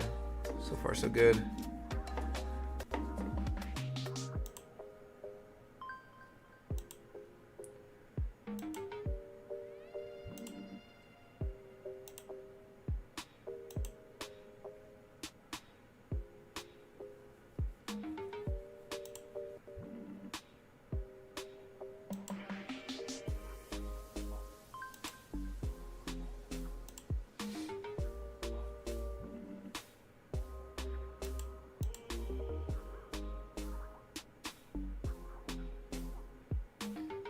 We're trying to make something here.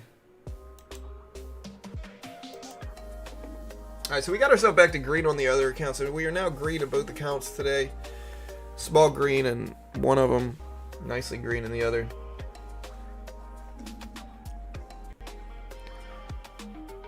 Mostly has to do with USA staying ahead of the chips. NASDAQ right under all-time highs. Oh yeah, all-time highs on the NASDAQ are at 7s. So NASDAQ all-time highs, let me take a look at this. NASDAQ all-time highs are at 705. Or 707 technically. So 21,707. So all-time highs on the NASDAQ are at right here. That's the all-time high on the NASDAQ. So we're very close. Google pushing up as well here, chat. So very green action. Very green action. Look at Google surging. Tesla falling down a little bit. Oh, nicely. We're very green in Bitcoin. Amazon. We're still in Amazon, and Amazon's treating us really nice too. Look at that turn on Google.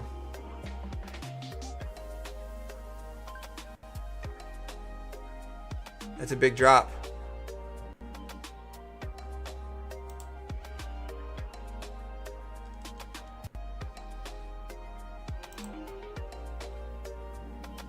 I tend to think that NASDAQ's going to try to break all-time highs today, though, right? So if we get a cheap entry, we will take it. I would assume the NASDAQ's going to want to pump up there to all-time highs. It's so close right now. And so, remember, sometimes high of the days can be like magnets. It doesn't mean it's going to. Anything could happen. But I'm assuming NASDAQ's going to try to hit all-time highs today, right after CPI inflation. The story lines up. It makes sense. Hey, I'm streaming still. How are you getting there? Oh yeah, okay. Alright, just make sure there's nothing left in there. Alright, love you,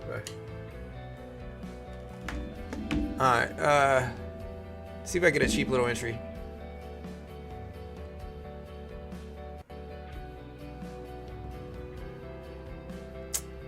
No entry for it. Too risky to take. I think it's pretty probable we're going to at least go up there and break highs on the NASDAQ right now, but it's all good. We got such a green day already. I don't want to risk it.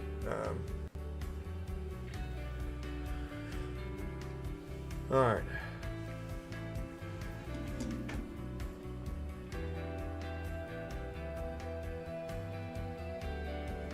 Question is when, right? The reason I would take it, I think it's pretty probable we're going to break all-time highs sometime today. The question is when. That might mean we dip down, consolidate, and then make it later on this afternoon, right? So it doesn't have to be right now, and if I take it all like here, like it has to be right now, the risk of it dropping is profound, and so it's just not worth it on a big green day to take that trade. If that's the reason I didn't jump in.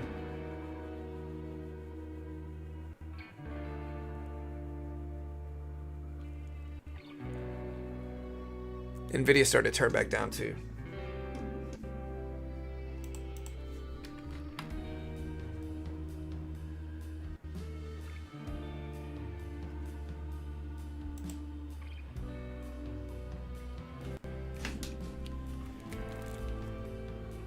Yeah, like a 1 micro trade, like it's pretty likely, but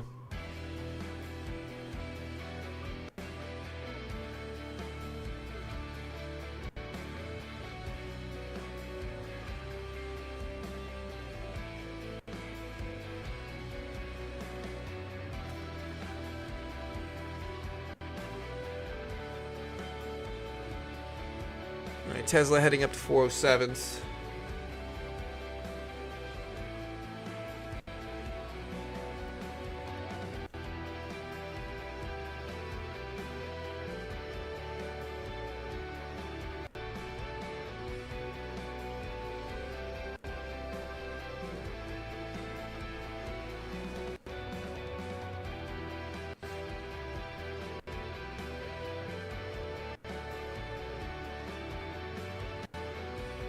All right, so we're pulling back. Google dipping down. Google got almost up to 195. It's crazy strength here. Guys, crazy strength.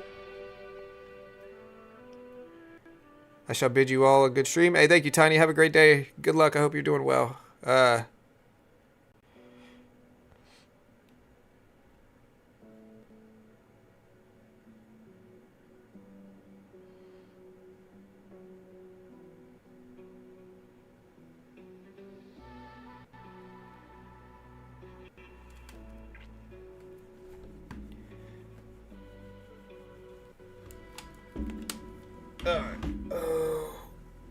Alright, guys.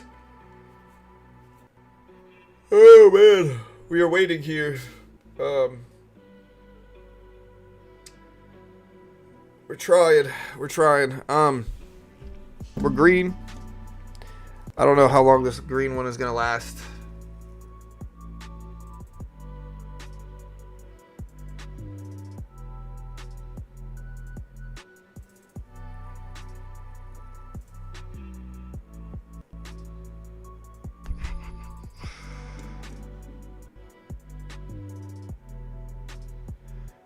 I'm out, gonna go cry because of gold. Hey, be safe, bro.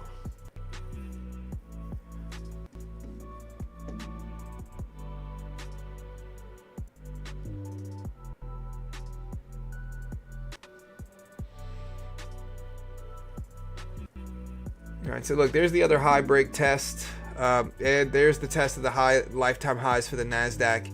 I thought we would do it again. It's just too risky. What happened was Google reverted all the way back up to almost 195. I think this is going to be it right here, but maybe not. But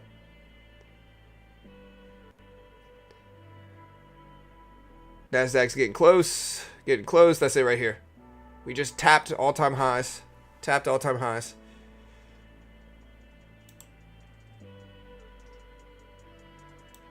I'm going to take 3 contracts here. Screw it. There we go. Alright, we got it. I thought we would tap it again, and we did. Quickest trade of all time right there, but hey, we're green.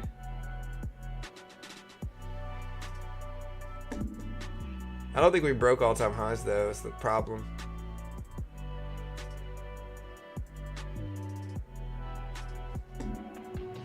Look at that dump.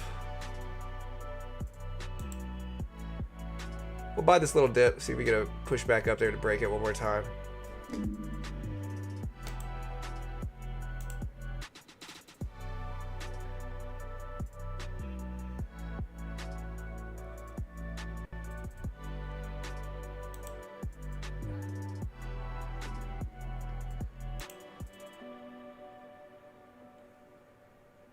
See if we get back up there.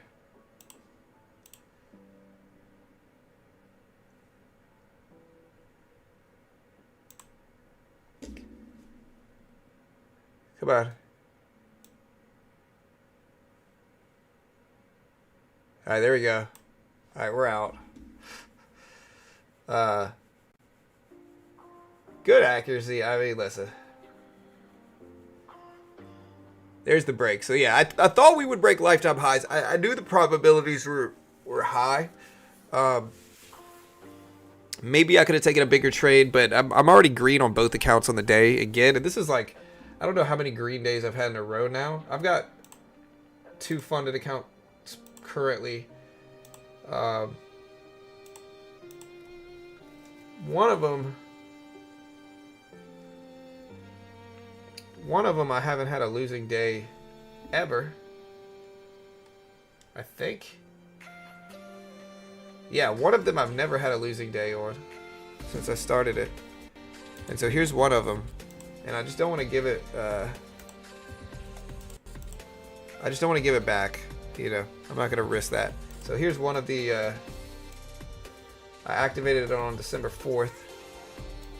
We've been learning a new system. We're still pumping up. We're at 720s. So no losing days. 0 losses. Losing days. And then the other one, currently much smaller gains on the day, basically flat on the day, but green. I'm slightly green. I got a small green trade.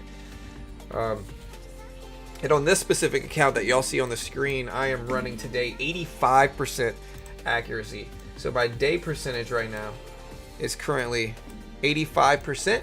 We have 17 wins and 3 losses. 17 wins, 3 losses, 85% today. My new system works. It's been working really well for me. And again, I'm doing this on Top Step X, 0 commission, no PDT rule. They give you a demo. They test your skill with the demo.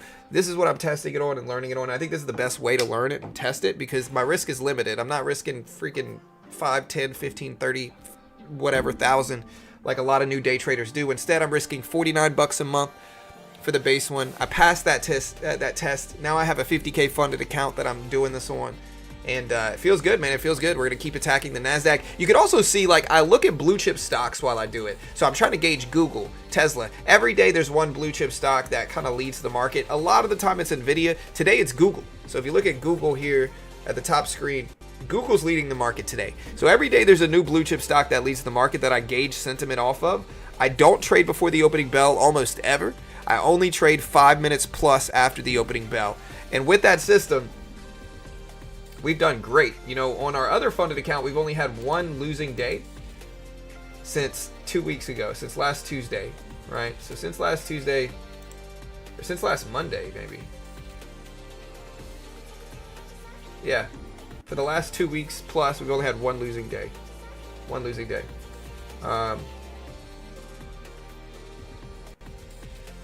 Oh, wait, let me fix this.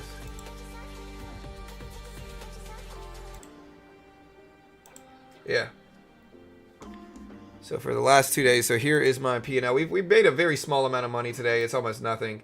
But we ended green. And so my other profit graph from the same system is here. And again, I'm on Top Step X, 0 commission, no PDT rule. So if you want to day trade, they're the most legit funded program in the world. They give you a demo, test your skill with it. If you pass the test, they fund you. If you fail, you only lose the monthly subscription. In this case, again, it's $49 for the base one. That's your risk. Very cheap, limited risk. It just makes sense, right? It's the best of both worlds. But I'm biased because, you know, I'm one of the top 3 most biased traders of all time ever in the world.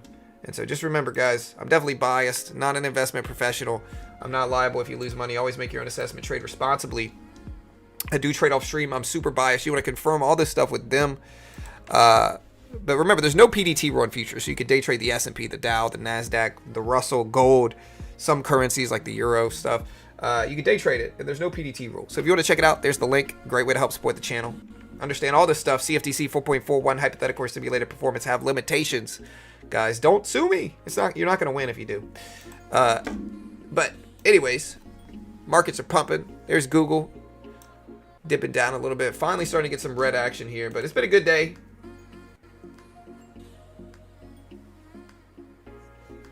It's been a good day, so yeah, I'll take it.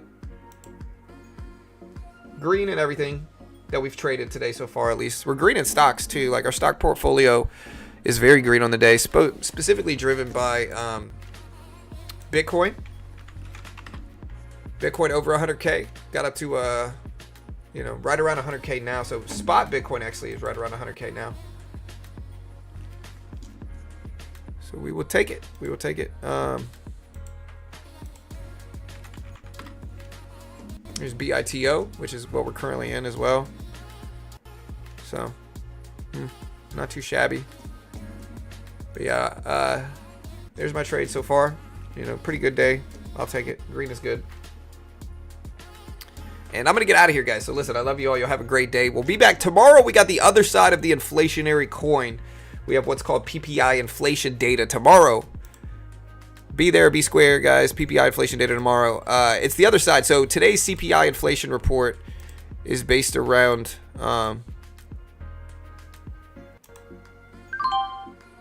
today's CPI inflation data report is based around consumer prices, consumer inflation. Tomorrow, we have the other side of that, what's called PPI inflation data. So again, I'll see you guys then. I love you all. You'll have a great day. Be back tomorrow. Good luck.